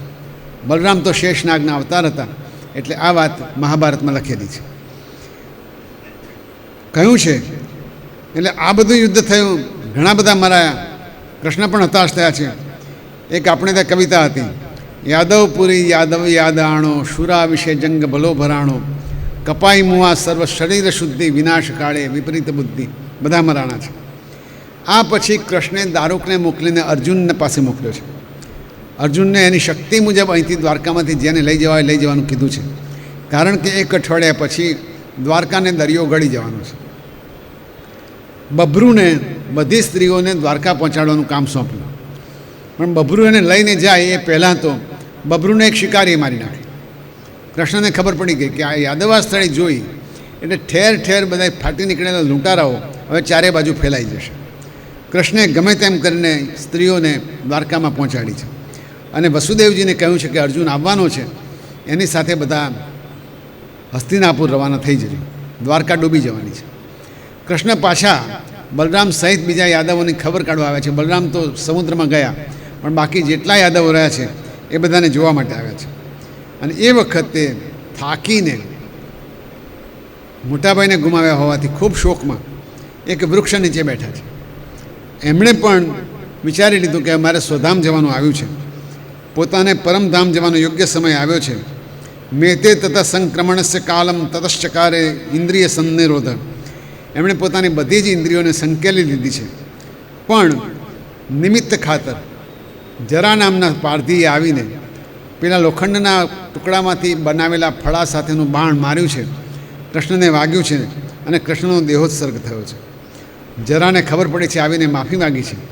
કૃષ્ણે માફી પણ આપી છે, પણ એ પોતે સ્વધામ ગયા છે. કૃષ્ણના ગયા પછી દારૂકે આપેલા સમાચાર પછી અર્જુન દોડાદોડ આવ્યો છે.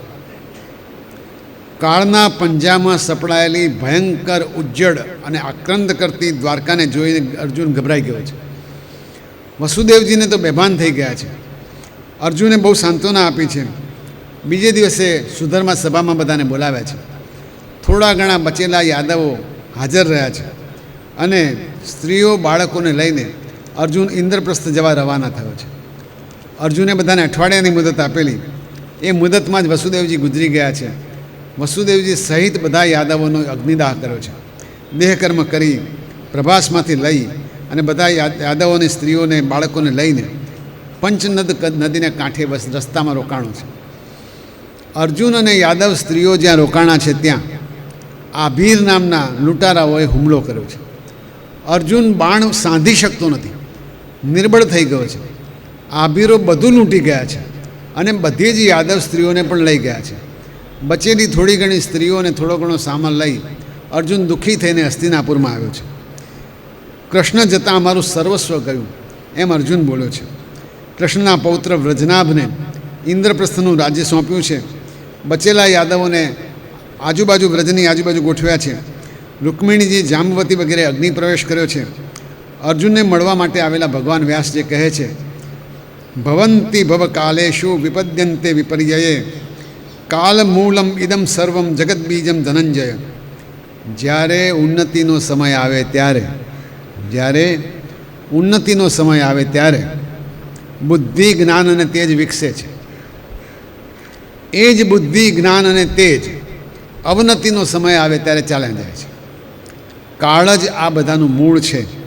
સંસારની ઉત્પત્તિનું બીજ પણ કાળ જ છે અને કાળ જ ફરી એ બધાનો સંહાર કરે છે. બોલીએ શ્રી દ્વારકાધીશ કી જય, શ્રી કૃષ્ણ કનૈયા લાલ કી જય. કૃષ્ણનો આ વિશદ સંવાદ આપણે ઘણા બધાએ કદાચ મહાભારત વાંચ્યું નહીં હોય. 1,00,000 મંત્રોનું મહાભારત છે. મહાભારતમાં જે વાત કરી છે એ વાત ઓછામાં ઓછું 70,000 મંત્રોમાં કૃષ્ણનો સંદર્ભ છે. 18,000 મંત્રોમાં શ્રીમદ ભાગવતમાં કૃષ્ણનો સંદર્ભ છે. 700 મંત્રોમાં શ્રીમદ ગીતામાં ભગવાન કૃષ્ણનો સંદર્ભ છે. એ જોઈએ તો છેલ્લું વાક્ય સાચું લાગે છે. કાળ જ સર્વસ્વ છે, કાળ જ બધું કરે છે અને કાળને પણ નાથનારા ભગવાન છે. એવું જ્યાં સુધી ભગવાન છે ત્યાં સુધી કાળ ન થઈ શકે છે, પણ તે સિવાય કાળને નાથવો અઘરો છે. હા, ભગવાનના સ્મરણથી કદાચ કાળને થોડો દૂર રાખી શકાય એવું છે. પાછા ફરી મધુર વાત ઉપર આવીએ. મહાભારતનો અહીંયા પૂરું કર્યું. ભગવદ્ ગીતા તો જ્ઞાન છે, જેટલું લઈએ એટલું ઓછું છે, જેટલું રાખીએ એટલું બરાબર છે. પણ આ જે કૃષ્ણ કથામાં બાલકૃષ્ણની કથા છે એમાં વાંસળીના સૂર સુધી આપણે પહોંચ્યા. કૃષ્ણ જે મહાભારતના કૃષ્ણ છે એનું મૂળ અહીંયા છે કે યમુનાજીના સુંદર કિનારે મિત્રો સાથે ગાયો ચરાવતા કૃષ્ણ બધા ગોપ બાળોની તકલીફનું ધ્યાન રાખે છે. એ વખતે પાંડવોનું ધ્યાન રાખતા અને નિરાકરણ કરે છે, નેતૃત્વના વ્યાખ્યાન આપે છે. એટલે કૃષ્ણનું આ બાળ ગોપાળ આખ્યાન એ રીતે પણ વાંચવા જેવું છે. આજે શું થયું? આજે બાળકોને કકડીને ભૂખ લાગી છે. કૃષ્ણને થયું કે રોજ તો ઘેરથી આપણે શિકામાંથી લઈ આવતા બધું, આજે અમને કંઈક ઈચ્છા વિશેષ લાગે છે. એટલે ગોપ બાળકોને કીધું કંઈ વાંધો નહીં, નજીકમાં એક યજ્ઞ થઈ રહ્યો છે, યજ્ઞમાં જઈ અને બ્રાહ્મણો પાસે માગી લાવો, કહેજો કે અમારે અત્યારે ભૂખ લાગી છે, તે ખાવા માટે જોઈએ છે. મારું અને મોટાભાઈ બલરામજીનું નામ લેશો એટલે આપશે. યજ્ઞમાં તો મોટા મોટા પંડિતો હતા. ગોવાળિયાઓ ગયા, દંડવત પ્રણામ કર્યા છે, નમ્રતાપૂર્વક ભગવાનનું સ્મરણ કરાવ્યું છે, ભોજન માગ્યું છે. બ્રાહ્મણો તેમની સામે જોતા પણ નથી, પોતાના કામમાં વ્યસ્ત છે. યજ્ઞ આગાદી કરવાનો છે, ધર્મ કરવાનો છે, તો થોડું ભોજન આપો એ વાત એમને મંજૂર નથી. યજ્ઞ શેના માટે થાય? સુખ માટે, સ્વર્ગ માટે. તો સુખ અને સ્વર્ગ માટે યજ્ઞ કરનારા માણસો આ છોકરાઓની વાત સાંભળે શું કરવા? કોઈ સાંભળી નથી. બાળકો પાછા આવ્યા છે અને ભગવાનને કહે છે. એટલે સુખદેવજી મર્મવાની વાત કરે છે. દેશ કાલ પૃથક દ્રવ્ય મંત્ર તંત્ર વિજોજ્ઞ દેવતા યજમાનસ્ય કૃતુ ધર્મસ્ય. તમે યજ્ઞ કરો, યજ્ઞમાં જે સામગ્રી વાપરો, જે સ્થળ વાપરો, જે સમય વાપરો, જે પૂજા કરો, આ બધું ભગવાન છે. ભગવાન સિવાય કંઈ યજ્ઞ છે જ નહીં. છતાં આ બ્રાહ્મણોએ યજ્ઞનો મોહ રાખી ભગવાનના બાળકોને પાછા મોકલ્યા છે. તમ બ્રહ્મ પરમમ સાક્ષાત ભગવાન તમ અધોક્ષજન. આવા ભગવાન પંડિતો પાસે ભોજન મંગાવે. પંડિતો અહંકારમાં છે, નાય નથી કીધી, હાય નથી કીધી, જોયું નથી એમની સામે. બાળકો પાછા એ વાત કરે છે. બંને દાઉજી અને કાનો બેઉ ખડખડાટ હસી પડ્યા છે અને કહે છે, ચિંતા ન કરો, સંસારમાં આવું ચાલ્યા કરે, ફરીથી જાઓ, પણ આ વખતે એમની પત્નીઓને મળજો. આટલો તફાવત છે બહેનોમાં અને ભાઈઓમાં. એટલે પંડિતોને નહીં, એમની પત્નીઓને મળજો. ધર્મ સાથે લાગણી સંકળાય ત્યારે ધર્મ સાચો બને છે. બાળકોએ તેમ જ કર્યું. તમામ પ્રકારની ભરપૂર ભોજન સામગ્રી પંડિતાણીઓએ આપી છે. કેમ? કારણ કે એ બધી કૃષ્ણ લીલાનું રોજ રસપાન કરે છે. પંડિતો તો વેદજ્ઞ છે, એમને રસલીલામાં કંઈ રસ નથી. એટલે ભોજન સામગ્રી જાતે જ ઉપાડીને આ બહેનો કૃષ્ણને જમાડવા માટે પહોંચી છે.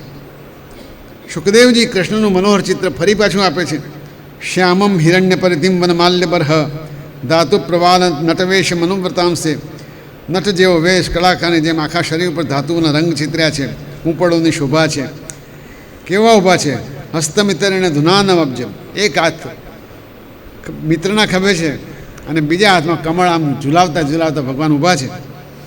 અને કર્ણોત્પલાલ લકપોલ મુખાબ્જહાસ. કાનમાં કમળના કુંડળ છે, ઘૂંઘરાળી લટો કપાળ ઉપર છે, મુક્ત હાસ્ય છે. આવા કૃષ્ણને જોઈને પંડિતાણીઓ એમનામાં લીન થઈ ગઈ છે. એમને આ મોહક સ્વરૂપ જોઈને એટલો બધો સ્નેહ ઉપજ્યો છે. આ કોઈ જાદુ, મેસ્મેરિઝમ નથી. ઈશ્વર પ્રત્યેની ભક્તની ભાવના હોય તો એમનામાં એકરૂપ કરી દે છે. પ્રજ્ઞા જાગૃત થાય, એમ વેદ કહે છે. જો અંદરથી પ્રજ્ઞા જાગૃત થાય તો હું પણ છૂટી જાય. ભગવાન અંતર્યામી છે. સમસ્ત પરિવારને છોડીને આ બહેનો અહીંયા આવી છે એમ સમજ્યા છે હસતા હસતા પ્રશ્ન પૂછ્યો છે, કેમ કરવામાં? અહીં શું સેવા કરું તમારી?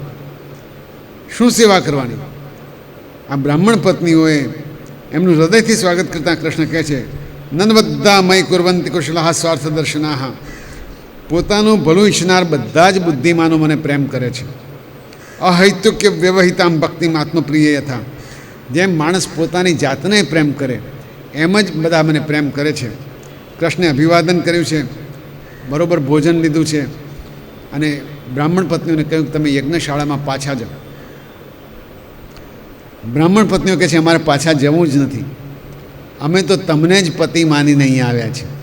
જે યજ્ઞપતિ છે, જે લોકપતિ છે, જે જગતપતિ છે, એ જ અમારા પતિ. પેલા પતિ તો સંસારના થોડા સમય માટેના પતિ છે, તમે તો કાયમી પતિ છો. અહૈતિક ભક્તિનો આ પડઘો છે. મૈવમ વિભોર હતી ભવાન ગતિતુમ નૃશંસમ. હે ભગવાન, આવી નિષ્ઠુર વાત ના કરો. સત્યમ કુરુષ્ય નિગમમ તવ પાદમૂલમ. વેદ પણ કહે છે કે તમારા પગ એ જ પતિના પગ છે. સત્ય કરો. પ્રાપ્તા વયમ તુલસીદામ પદાવસૃષ્ટમ કેશે નિવોઢ મતિલંગી સમસ્ત બંધુમ. તમારા પગમાં પડેલી તુલસી અમે માથે ચડાવીશું. અમે તો બધું છોડીને જ આવ્યા છીએ. કૃષ્ણે સમજાવ્યા છે, પાછા મોકલ્યા છે. બ્રાહ્મણોએ પણ આ બધું જાણ્યું છે, કૃષ્ણની કૃપાનો અનુભવ કર્યો છે. બ્રાહ્મણ પત્નીએ તેના પતિ અને પત્નીને રોકી રાખેલી એક પત્નીને. કૃષ્ણના ધ્યાનમાં ડૂબી જતાં એનો દેહ છૂટી ગયો છે. આ બાજુ કૃષ્ણ જમ્યા. મનુષ્ય રૂપે હે પરીક્ષિત, ભગવાન કૃષ્ણે આવી અનેક બાળ લીલાઓ કરી છે, સૌને આનંદિત કર્યા છે. એ સાંભળીને પંડિતો ખૂબ દુઃખી થયા છે. સ્વયં ભગવાનથી પોતે વિમુખ રહી ગયા એનું દુઃખ છે. અંતે વિચારે છે કે ઈશ્વરની ઈચ્છા હોય એ જ થાય છે. ઘમંડ હોય ત્યાં ભગવાન કદી આવતા નથી. છેવટે ભૂલો પડેલો માણસ પણ જાગી જાય. પંડિતો હવે વિચારે છે કે ચલો યજ્ઞ તંત્ર મંત્ર એ પણ ભગવાનનું જ રૂપ છે. પોતાના કામમાં પરોવાયા છે, પસ્તાવો કર્યો છે, ભગવાનની સ્તુતિ કરી છે. નમસ્તુભ્યમ ભગવતે કૃષ્ણાય કુંઠ મેધસે યન્માયા મોહિત ધિયો ભ્રમામ કર્મવત્સુ. શુકદેવજીએ માત્ર એક વાત આખા પ્રસંગથી સમજાવી છે, અહંકારથી પ્રભુ દૂર થાય છે અને સમર્પણથી પ્રભુ હૃદયમાં વસે છે. આ એક વાત કહેવા માટે બ્રાહ્મણોના ઉદાહરણ આપે. પરીક્ષિતજીને કહે છે, રાજન, કૃષ્ણ અહંકારને દૂર કરીને જ જંપે છે. એ અહંકાર ભલે પછી પોતાના જ માણસોનો હોય. અને બીજું કથાના કારણ છે. વૃંદાવનની વાત છે. એક દિવસે નંદ બાબા પોતાના મિત્રો સાથે ઊભા રહીને કંઈ ચર્ચા કરી રહ્યા છે. ગરડા વૃદ્ધો, સમજદાર વૃદ્ધોની સાથે વાત ચાલે છે. કોઈ પ્રસંગની ઉજવણી થઈ રહી છે. કૃષ્ણ ત્યાં ઊભા સાંભળે છે અને આ 8-9 વર્ષનો 10 વર્ષનો લાડકો કુંવર સાંભળી રહ્યો છે. અજાણ્યું થઈને વાત સાંભળીને નંદજીને પ્રશ્ન પૂછે છે. કૃષ્ણ બધું જ જાણતા હોય છતાં પ્રશ્ન પૂછે છે બધાને માટે. કથ્યતામ મેં પિતા કોયમ સંભ્રમો વા ઉપાગત. હે પિતાજી, એવું તો કેવું મોટું કામ આવી પડ્યું છે, એવો કયો ઉત્સવ છે કે તમે આમ ચિંતામાં પડી ગયા છો? કિમ ફલમ કસ્ય ચોદ્દેશ કેન વા સાધ્યતે મખમ.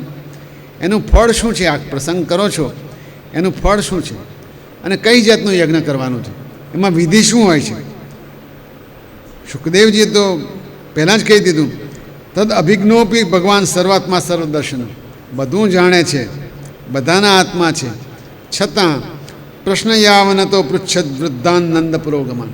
છતાં નમ્રતાપૂર્વક વૃદ્ધોને, વડીલોને પ્રશ્ન પૂછે છે. આ પણ શીખવા જેવું છે. બધું જાણતા હોવા છતાં શરૂઆતમાં બધાને વડીલોને પ્રશ્ન પૂછે છે. કૃષ્ણ છે તો વિવેકવાળા.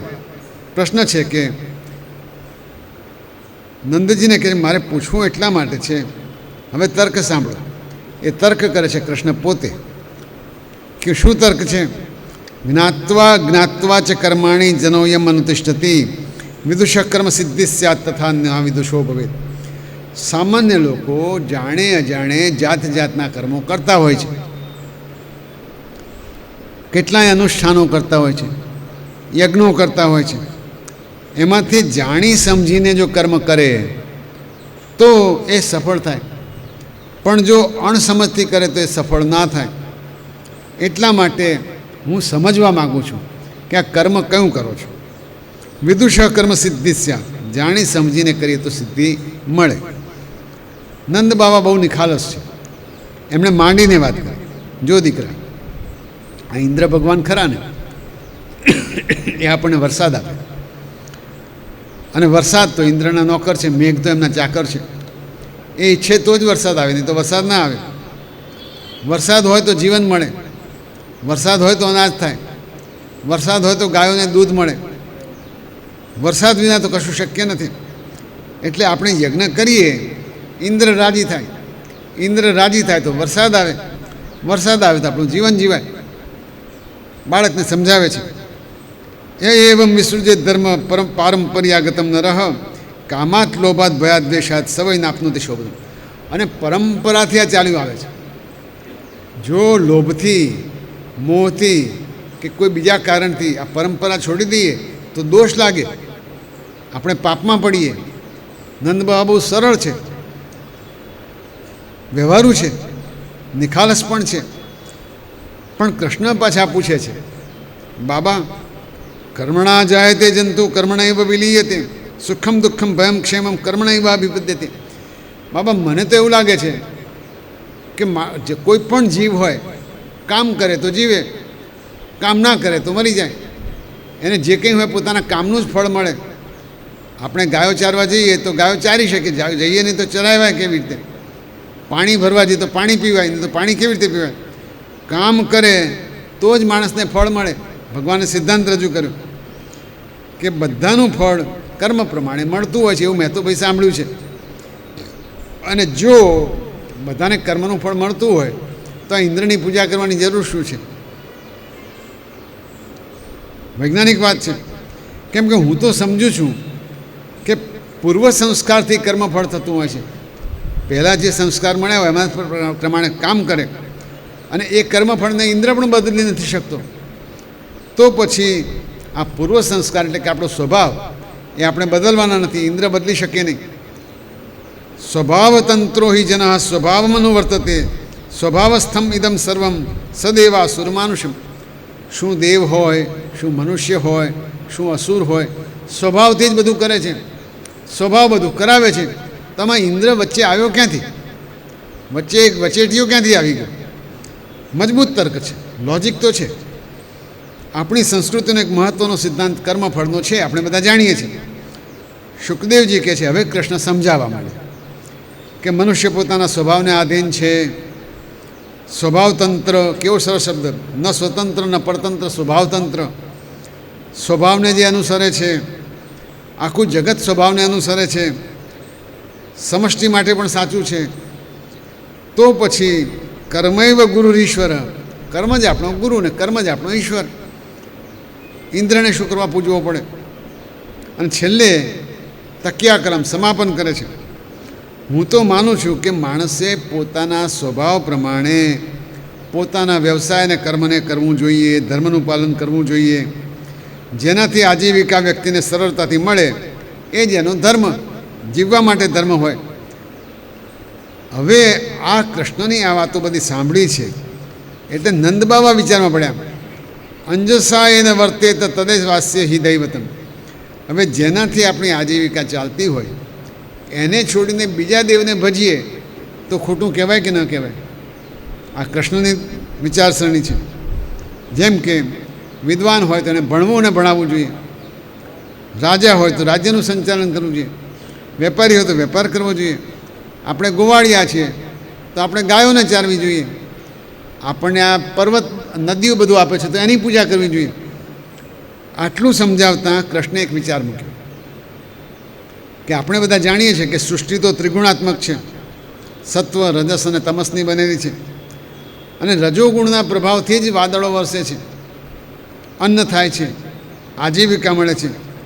તો પછી રજોગુણ તો આપણામાં છે, તમારા ઇન્દ્ર શું કરશે?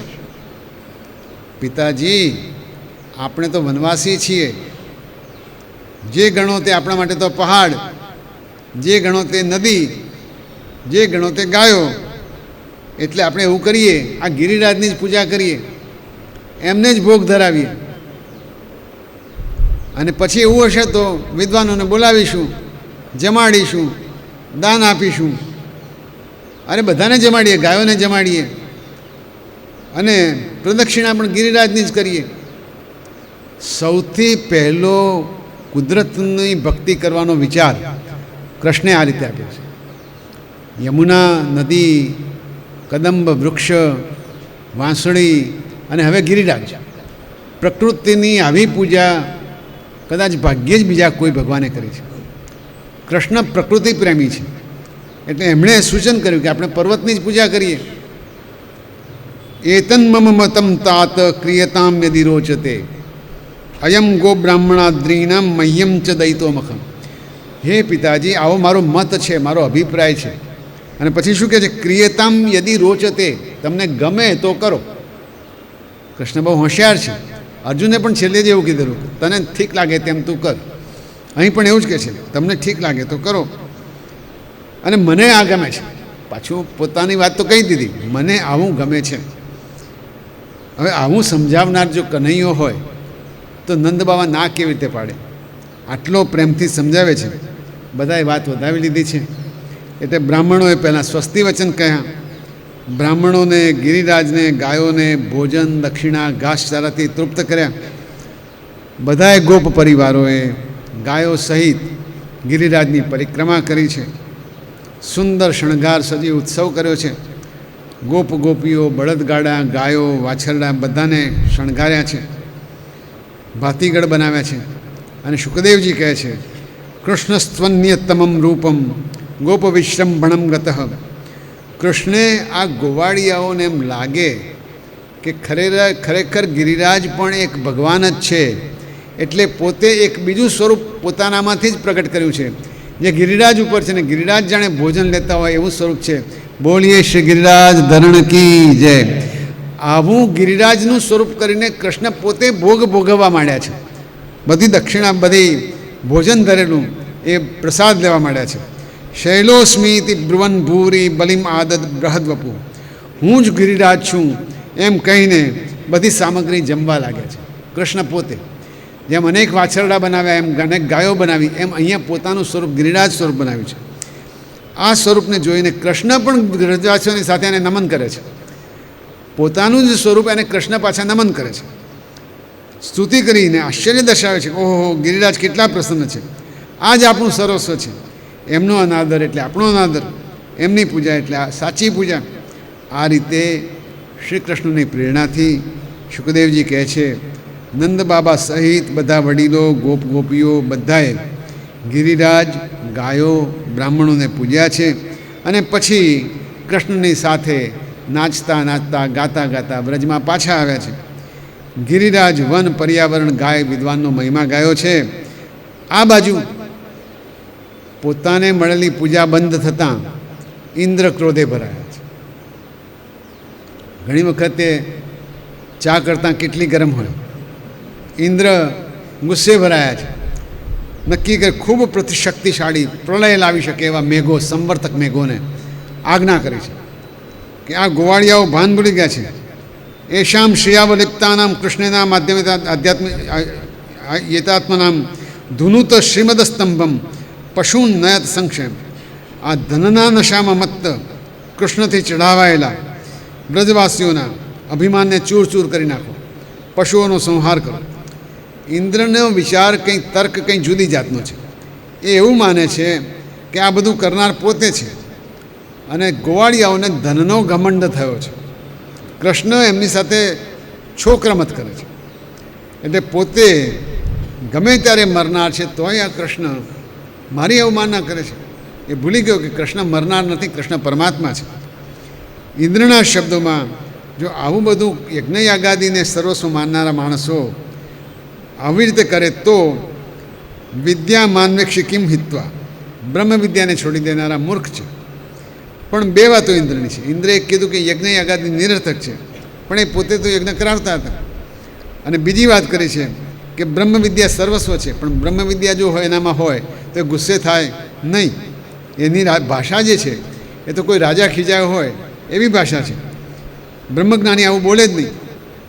પાછા કહે છે હુંય પાછળ પાછળ ઐરાવત હાથી અને મહાપરાક્રમી મરુદગણું એટલે કે વાયુને લઈને આવું છું. એટલે કે ઇન્દ્રે પોતાને ઇન્દ્રિયોના રાજા ગણ્યા છે, આત્માને ભૂલી ગયા છે. આમ અધ્યાત્મની રીતે જોઈએ તો ઇન્દ્ર ઇન્દ્રિયોના રાજા છે. એ ભૂલી ગયા કે આત્મા સ્વરૂપ કૃષ્ણ સામે ઊભા છે. શુકદેવજી પછી વાર્તા કહે છે, મેઘો તૂટી પડ્યા છે, મેઘ તાંડવ થયું છે, વ્રજ જળબંબાકાર થયું છે, ચમકતી વીજળીઓ, ગરજતા વાદળો, અનહદ કડાકાઓ, પવન ફૂંકાણા, મુશળધાર વરસાદ, ચારે બાજુ પ્રલય જેવું, ભીના દેહો, ફૂંકાતો પવન, ધ્રુજતા માણસો, આકુળ વ્યાકુળ બાળકો, ગભરાતી સ્ત્રીઓ, આ બધાને છાતીએ લગાવીને બચવાનો પ્રયત્ન કરતા ગોપ અને ગોપીઓ. આવી સ્થિતિમાં ભગવાનને બૂમ પાડે છે, કૃષ્ણ કૃષ્ણ મહાભાગ તન્નાથમ ગોકુલમ પ્રભો ત્રાતુમરહસી દેવાનના કુપિતાદ ભક્તવત્સ. હે કૃષ્ણ, હે મહાભાગ્યવાન, અમને બચાવો, આ પીડામાંથી, આ દુઃખમાંથી, આ ત્રાસમાંથી અમને બચાવો. કૃષ્ણ ભક્તવત્સલ તો છે જ. ફરી એ જ ચિત્ર. કૃષ્ણ જાણી ગયા છે કે વગર ઋતુએ વરસાદ કેવો. ઇન્દ્રનું મન, ઇન્દ્રનો અહંકાર એમને ખબર પડી ગઈ છે. મૂર્ખ ઇન્દ્ર, તને પણ ઐશ્વર્યનો, ધનનો ઘમંડ થયો છે. એમ કહીને એમને લાગ્યું કે દેવો તો સત્વ પ્રધાન હોવા જોઈએ. આ સત્વમાં રજસ અને તમસ ભળ્યા. હવે એને ઉતારવાનો એકમાત્ર ઉપાય છે, એને હરાવવું. જ્યારે તમસ હારી જાય ત્યારે સત્વનો ઉદય થાય. ઈશ્વરે એ જ નિર્ધાર્યું છે, નહીં સદ્ભાવયુક્તાનામ સુરાણામીશ વિસ્મય. સદ્ભાવયુક્ત સત્વવાળા દેવોને અભિમાન હોય જ નહીં. મત્તો સતામ માનભંગ પ્રશમાયોપકલ્પતિ. અને જે અભિમાની થાય એના માટે માનભંગ સિવાય બીજો કોઈ ઉપાય નથી. એના માનનો ભંગ કરવો જોઈએ જેથી શાંતિ થાય. શ્રી કૃષ્ણની પ્રતિક્રિયા આમ ઇન્દ્રના માનભંગ રૂપે છે. તસ્માન મક્ષરણમ ગોષ્ઠમ મન્નયમ મત પરિગ્રહમ. એટલે માટે મારા આશ્રય આવેલાઓને હું બચાવીશ જ એમ સંકલ્પ કર્યો છે. મારી યોગ માયાથી હું સંતોનું, ભક્તોનું રક્ષણ કરીશ. અને ચમત્કાર સર્જાયો છે. ચમત્કાર એ થયો છે, રમત રમતમાં જાણે હાથમાં ફૂલ લેતા એમ આખા ગોવર્ધન પર્વતને કૃષ્ણે ઊંચો કર્યો છે. એની નીચે જે જગ્યા થઈ છે એમાં બધા આશ્રય લઈ રહ્યા છે. કૃષ્ણે પોતાની એકમાત્ર આંગળીથી આખા ગોવર્ધનને ઉંચક્યો છે. બધા ગોવાળિયાઓએ પોતાની લાકડીથી ટેકો આપવાનો પ્રયત્ન કર્યો છે. ભગવાને બધાને શાંતિથી બેસી જવા કહ્યું છે. વિશ્વાસ આપ્યો છે કે આ મારી લીલા તમને કોઈ આંચ આવવા નહીં દે, ડરશો નહીં.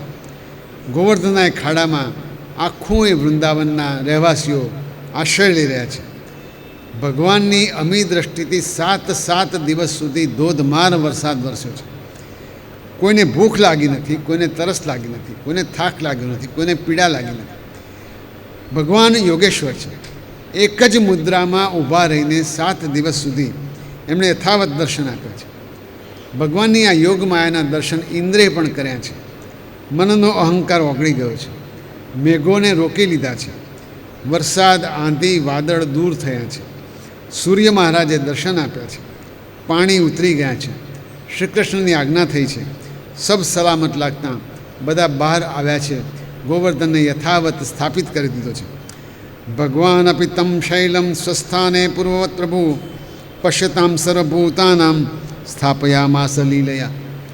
પોતે બહાર આવ્યા, બધાને બહાર લાવ્યા છે અને પોતે જાણે લીલા કરી એમ પર્વતને એના સ્થાને મૂકી દીધો છે. બ્રજવાસીઓનો આનંદનો પાર નથી. બધા ખૂબ ખુશ થયા છે. ભગવાનને ઉચકીને બધા ખૂબ જ આનંદથી રમવા લાગ્યા છે, નાચવા લાગ્યા છે, ગીતો ગાવા લાગ્યા છે. વડીલો તો હરખાયા છે, આશીષ આપ્યા છે, ભગવાનને પૂજ્યા છે. માતાજીઓએ હૃદયથી આલિંગન આપ્યા છે, ખૂબ ખૂબ આશીષ વર્ગાવ્યા છે. આકાશથી પુષ્પવર્ષા થઈ છે. દેવોએ આ લીલા જોઈ છે અને ગંધર્વોએ ગાન આદર્યા છે. વ્રજમાં આનંદથી સૌ પ્રવેશ્યા છે. વ્રજવાસીઓને મન તો કૃષ્ણ પોતાના જ છે. આશ્ચર્ય જરૂર થાય છે, પણ વળી પાછા આપણો કાનો, આપણો લાલો, એ જ વાતો ફરી ચાલુ થઈ જાય છે અને ગોપીઓ એ જ લાડ લડાવવા માંડે છે. આ જ ભગવાનની માયા છે. વ્રજવાસીઓ કઈ લીલા ગાય?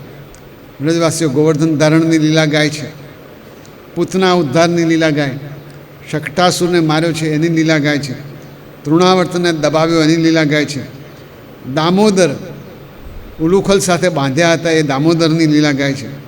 બકાસુરના મર્દનની વાત થાય છે. ધનકાસુરનું ગીત ગાય છે. પ્રલંબાસુરને માર્યો છે. કાલિયનાગને માર્યો છે.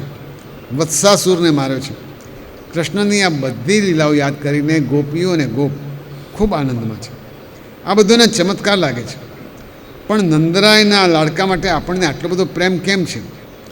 ગર્ગાચાર્ય તો પહેલેથી કહ્યું હતું, મન્ને નારાયણ શ્યાંશ કૃષ્ણમ અક્લિષ્ટ કારણ. ગર્ગાચાર્યની વાત નંદ બાબા વારંવાર યાદ કરે છે. એમણે કહેલું કે હું તો આ બાળકને ભગવાનનો અંશ માનું છું અને બધાના દોષ દૂર કરશે, બધાના પાપ દૂર કરશે એવું હું માનું છું.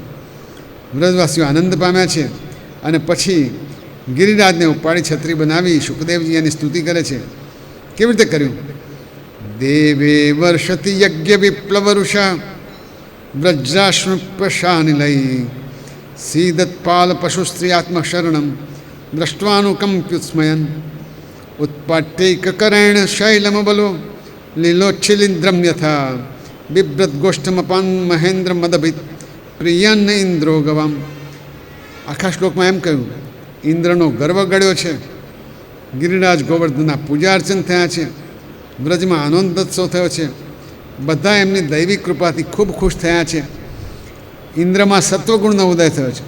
હવે ઇન્દ્ર પોતે આવ્યા છે, સાથે ગોલોકથી કામધેનુ લેતા આવ્યા છે.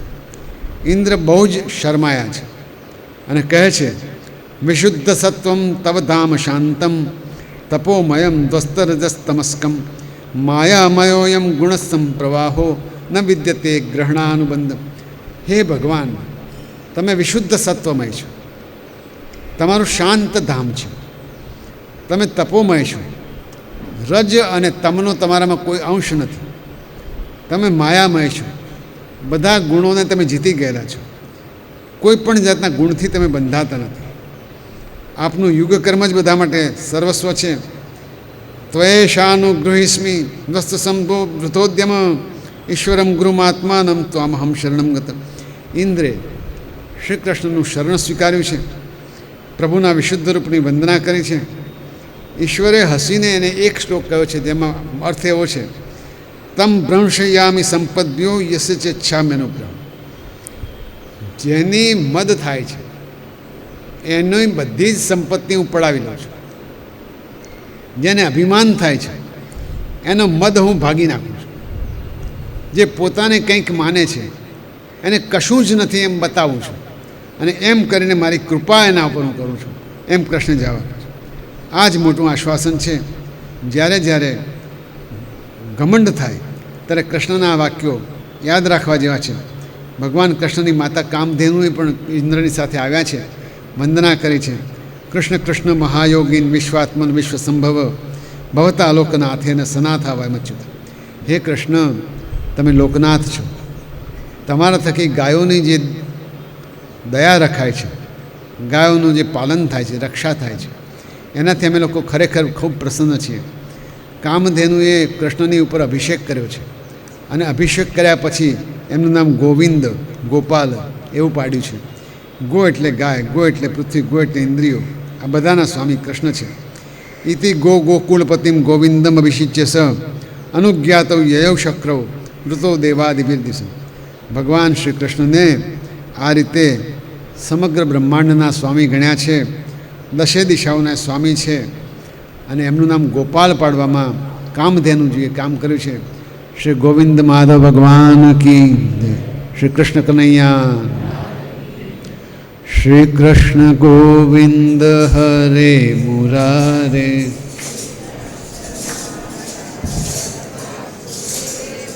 શ્રી કૃષ્ણ ગોવિંદ હરે મુરારે.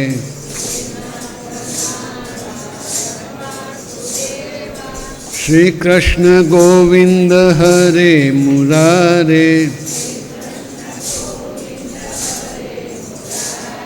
હે નાથ નારાયણ વાસુદેવ.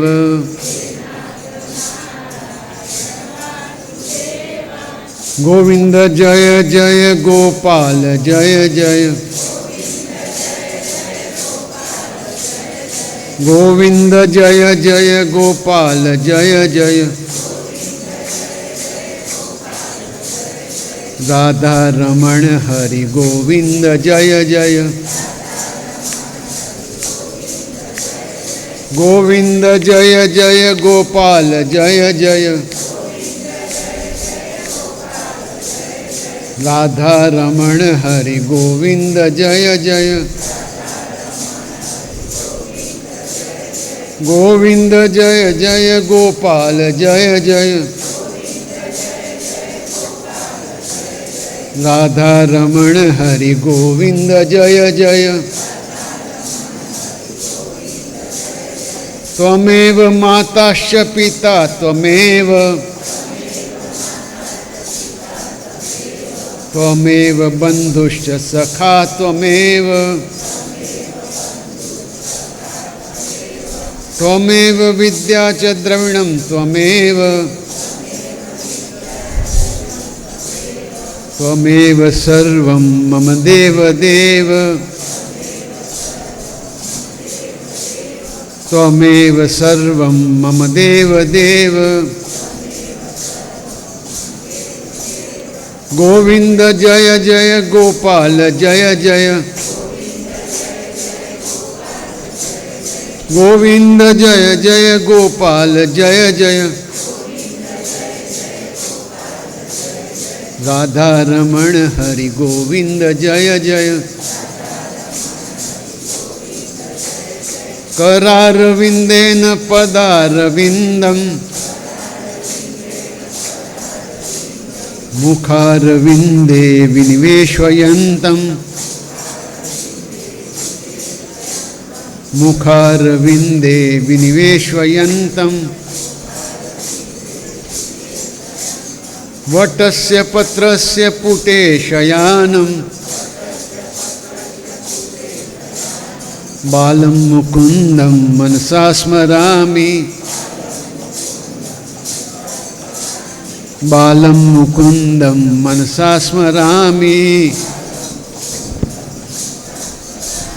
बालं मुकुन्दं मनसा स्मरामि श्री कृष्ण कन्हैया लाल की जय गोवर्धन धरण की जय श्री द्वारिकाधीश की जय रणछोड़ राय की जय ओम नमः पार्वती पतये हर हर महादेव आरती